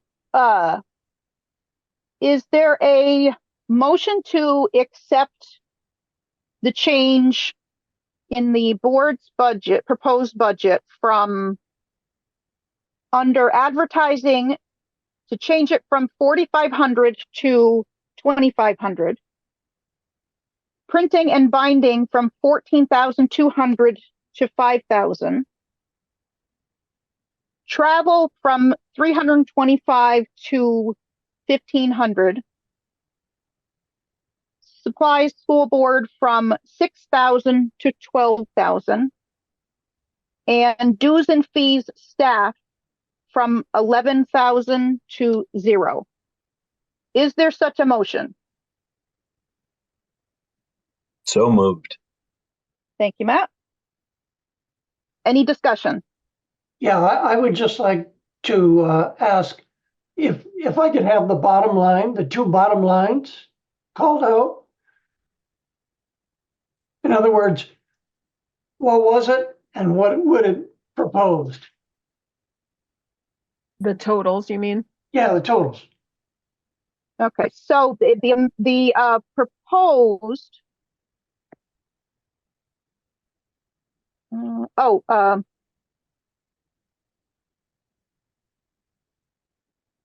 The proposed looks like this is an excerpt from the budget, so if I'm incorrect, then my apologies. But it looks like the proposed was $263,896. That's correct. And I have not done the calculations. I assume someone is doing the calculations for the. I can do that for you. And that would be $248,871 would be the new number. 248,871.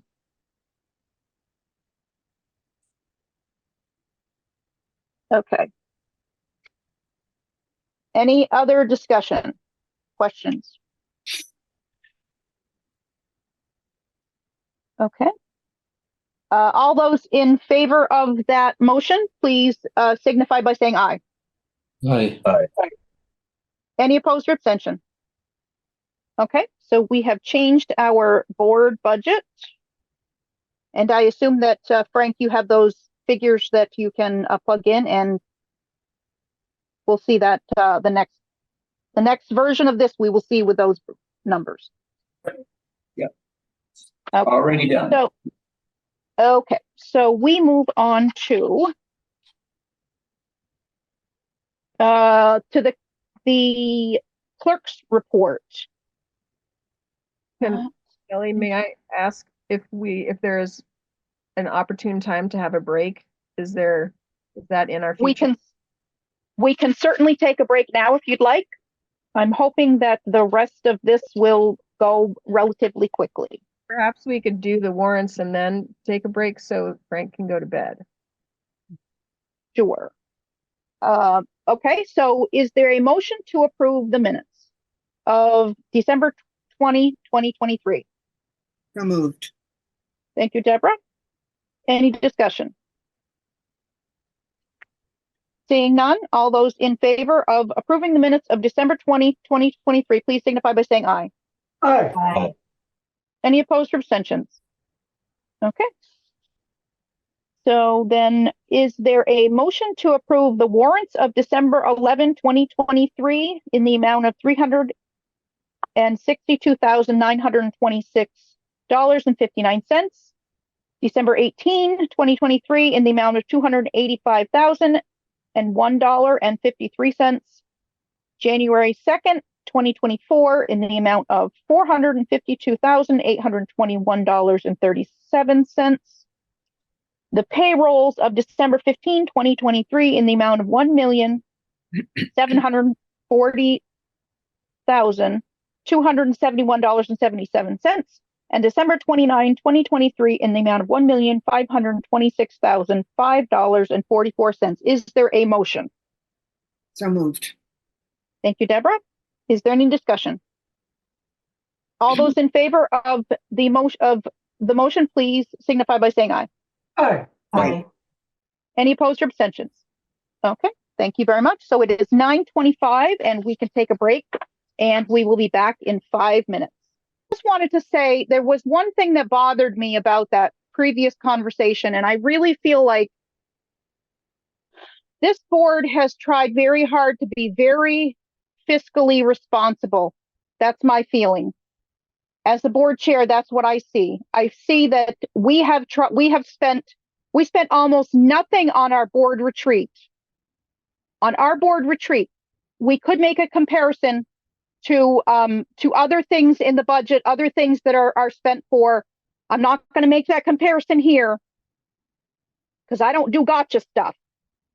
But I feel like we are a fiscally responsible board, and I would just like that to be noted for anybody who's listening, anybody else on the board who does not feel that we are fiscally responsible, that we try to be very careful. At least that's my perspective. So, all right.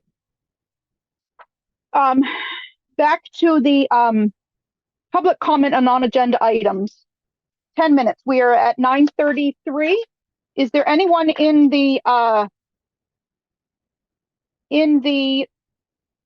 Zoom who would like to share a question, concern, anything else with the board?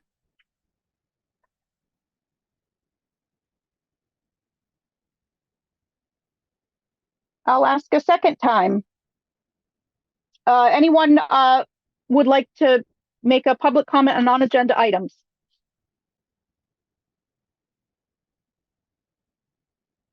Okay, going a third and final time. Public comment, non-agenda items. Okay. Then we are moving on. Sexual abuse investigation. I was hoping that we would have something for this evening, but unfortunately I do not. Mindy, you have your hand up? Yes, I do. Thank you. So I noticed that you did have your executive session with Kendall Hoaxed. And I guess I thought that was the prerequisite to bringing forward a report. I have a question and then I have a comment. First is that I'm wondering what your plan is in terms of presenting information collected by Attorney Goddard, and if there's any time frame for that now. And then I also want to mention that although you said you don't do gotcha items, the one thing you did bring up was the expense of this investigation, and even the amount that you mentioned. Mommy's chicken patty is the best. My favorite South African food. Even the amount that you mentioned and that was budgeted last year, I just want to point out that that's less than 0.1% of your total operating budget for the district. So I think that sounds a lot like scapegoating at this point. I understand that you're frustrated with the work that's gone into this, but I don't think that's fair given the amount that the community has put into the people that came forward and put their time and exposed themselves to bring their reports to Attorney Goddard. I don't think that's fair to do that at this point. But I would like to know what your intent is going forward in terms of bringing that report and the information gathered by Attorney Goddard. Well, I will acknowledge that we did have an executive session and we did meet with Attorney Hoax on Friday. You would see the warning. You did attend the meeting and had an opportunity to speak before and also after. But I do not have any other information to share with you. It's unfortunate. It's not something that I enjoy having to say that I have nothing to share at this moment, but unfortunately that's part of the role of the board member. So I do understand that it is your continuing role to come and ask the question, and I appreciate that. You are filling an important role coming to the board and advocating. So I appreciate that and I acknowledge that. But I will say that I was in no way, when I mentioned the amount that we were spending on the other professional services on our budget, that was in no way an indication of me minimizing or making any commentary on the investigation, the merits of any allegations, any outcome. It was not at all. It was simply an indication that the significant portion of the board's budget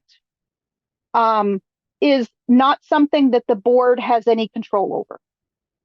It was simply that the amount that it looks like to the public, if they look at what our budget is, a significant amount of and I would say that this should indicate to the community members who are concerned about how serious we take this. Most of our budget is focused on other professional services. Most of the board's budget.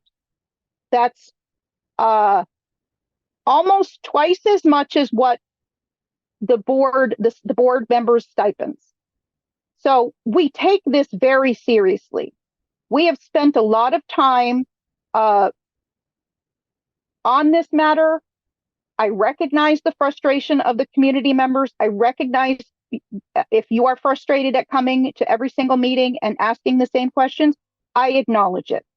I would hazard a thought that other board members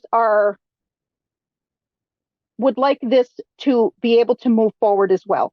But unfortunately, the board has a responsibility, and we are trying to fulfill our responsibility to everyone.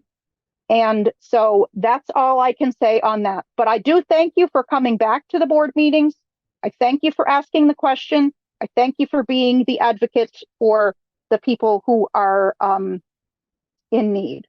So thank you very much. Anyone else on the sexual abuse investigation?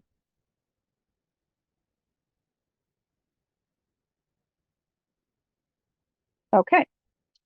So then we are going to move on to continuation of food accessibility at district schools. So I believe, let me look at my chart to see. Ruby, I believe that you were asking to make sure that this didn't get lost. Right. So essentially, the Programmatic and Performance Equity Committee has been focusing on, or started to focus on, this question of looking at access to food services, what kind of food is accessible, and looking at it through an equity lens as far as how each of our schools is served. So I think that there's it's a big issue. I don't think we're going to tackle it right now. I think the real question that our committee has is that's what we pulled up to focus on. It was kind of the moment in terms of what we were talking about in other board meetings around BUHS and food, and a few of the other schools and how they were experiencing cafe services at the time. Things have changed, but it doesn't change that I think there is a question as to how would our district be served. Susan Grabowski, who's here on the call, is part. I've spoken to her. I've shared that information with the committee. I think she could chime in as well, but ultimately, I think the committee is asking, should we be focusing on diving further into this, which may mean going to the SU and talking to them about it, and thinking about what, and this is a future step, what would serve our district well in terms of dealing with this issue, or addressing this issue of access to equity and access to food. So I think what I'm asking is really, does that resonate with the board? Would it, we as a committee don't want to move forward with this, and which really is a kind of the approach of kind of researching and thinking and talking and gathering information that might help us to center how we would like to direct things moving forward.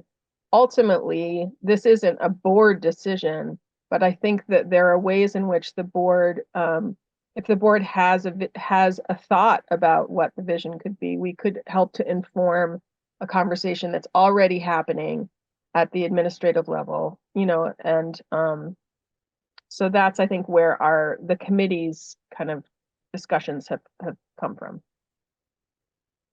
Okay. Susan, I don't want to put you on the spot, but I want to give you the opportunity to speak if you had anything you wanted to add. I think that we've definitely been struggling with Fresh Picks, which is formerly Cafe Services, our food service management company. Not only, we had struggles at BUHS BAMS, and I think a lot of people know about those, and just making sure that food was available for kids when they came into the cafeteria at their assigned lunchtime. And especially the last lunch, they were running out of food and things like that were happening. Those things seem to have improved, but there are other things that are happening that continue to be a struggle. Last month, I just tried to reconcile October meal counts, and my meal counts based on the paperwork that they had provided me were way off of what they had billed us, meaning that actually I found more meal counts than what they had billed. So there's lots of inconsistencies and issues that we're facing with the food service management company. And these are not situations that we have had to deal with in the past. And so this year is bringing a lot of new frustrations and issues that we've not really had to deal with when it came to this food service management company in the past. So I am becoming more and more concerned. So Ruby, my understanding is you're asking if the board would like the PPE committee to explore the issue further and report back. Is that indeed what you're asking? I think that, or if there's any objection to exploring this. Okay. Eva, you have your hand up. Robin also does too. Her hand just blends in with her background. Oh, I don't know who was first. Was I? Go ahead, Eva. Go ahead. I just want to say, I think this issue is critical. Moving forward, our governor just put out a resiliency plan, because that word's kind of been in the ether, and it's actually getting more and more traction, is the word resilience, and developing a plan for climate change and what the impact is going to be for our food systems. When I look at what's going on with Fresh Picks and across the country, this feels like a systemic issue that's happening. And I think that something that is really important to me is looking at local food, looking at connecting with farms, and looking at how do we start to develop a plan of protection of food so that we can support each other as a community if the worst case happens. It's great to have pineapple, but moving forward, we're probably not going to be getting pineapples and dates and all these like exotic foods that we love to eat. It's probably going to change to more local. So I'm, as hard as it is, I'm for like doing that now than waiting later when the food isn't available. Robin. Yes, I just wanted to recommend that the committee, in their research that they're doing about this,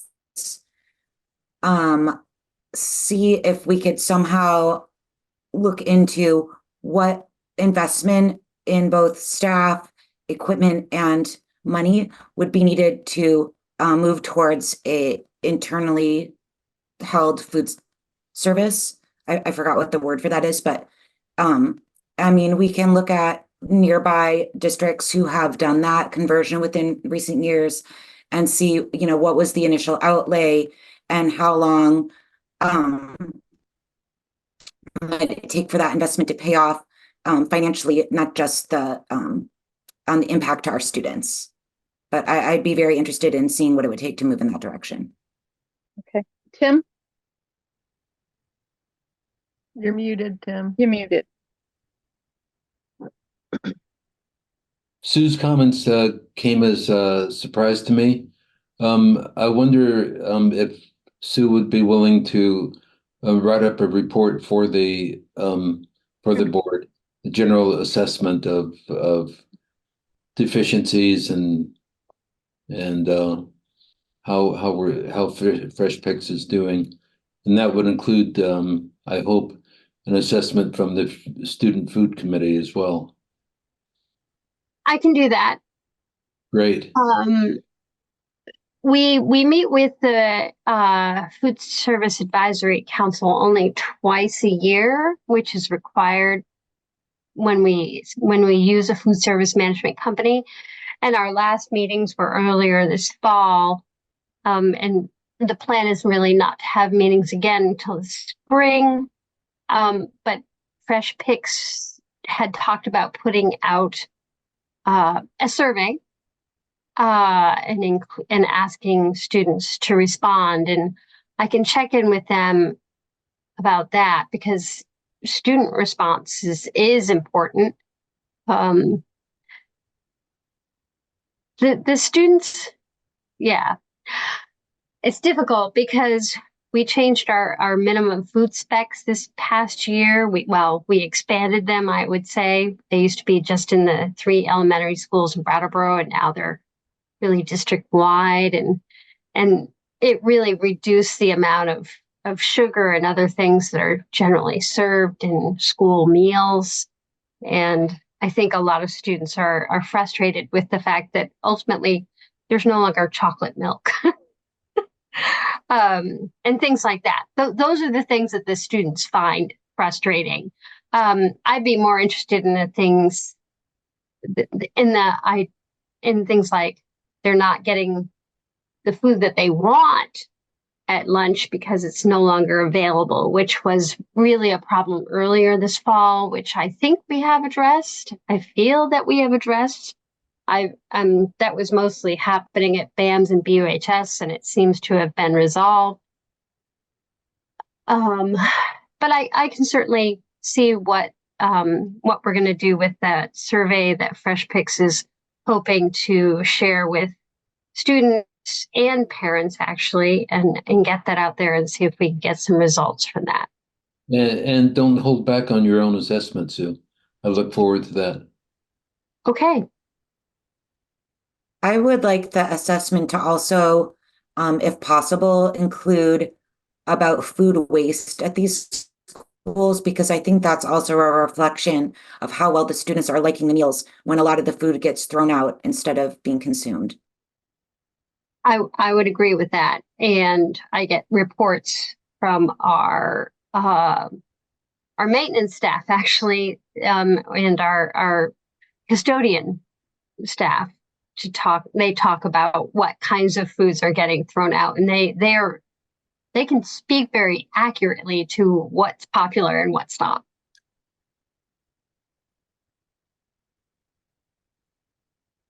Okay, so do we need a motion, or do we need a motion to ask the PPE committee to explore this issue further? Or would you be waiting until you got some sort of an assessment? Ruby, You're on mute, Ruby. Sorry. If someone is dying to make a motion, they can, but I don't feel the need to have a motion. I just wanted to take the temperature of the board, because if someone was like, whoa, whoa, whoa, whoa, whoa, whoa, whoa, then I don't want to go forward. So I'm not hearing that. And I realize we're in a busy time, so you might not hear again about this for a little while, but I think I have what we need as a committee. Kim, are you feeling that way? Completely agree. Okay, that's great. Thank you. So then we will move on to policy and amendment. and I'm going to hand it over to Deborah. Tim has his hand up. Oh, Tim. Oh, sorry. It's down.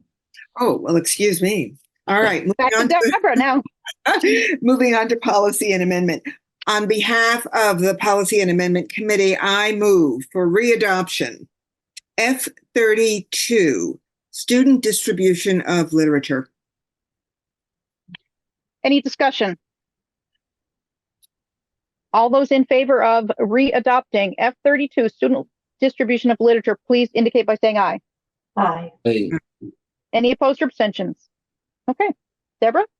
Okay, next, the Policy and Amendment Committee presents for a second reading D7, volunteers and work study students, and F36, student freedom of expression in school-sponsored media.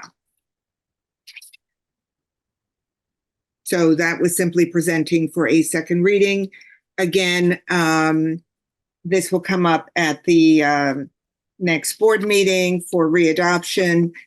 If anyone has any comments, questions, please send committee members an email. Okay. So now we are moving on to Leadership Council updates. Do we have any updates?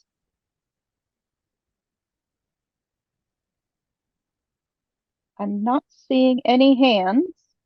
The BAM's Leadership Council met and hang on one second. Let me just check my notes on this if there's anything that I want to bring up. Mostly it was a meeting that focused on conversations about stuff within the school, but I just want to make sure I'm doing my job and bringing anything forward.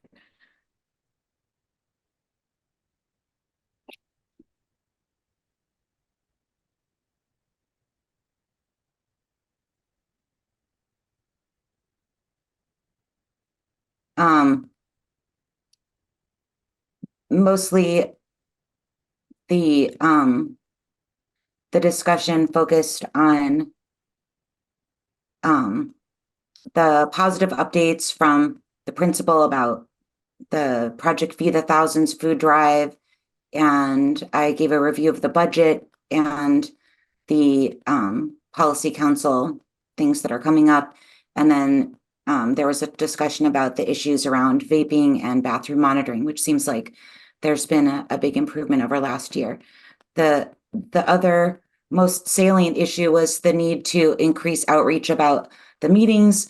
And so the principal created a mailing list and I made a Google group for them. So hopefully next meeting will be more well attended. Okay, thank you, Robin. Anybody else before we move on? Not seeing any hands. We're moving on. Okay, board subcommittees. Any other?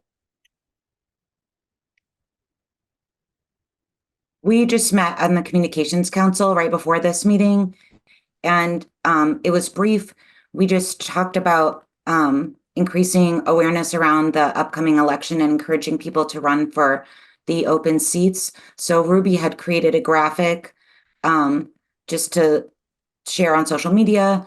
Mo had drafted a press release about this, and we had a couple of things to suggest to add to that we're going to email to her to just make sure people have a good awareness that what seats are available to run and how to go about doing that. Okay, thank you. Any other subcommittees before we move on to the last item?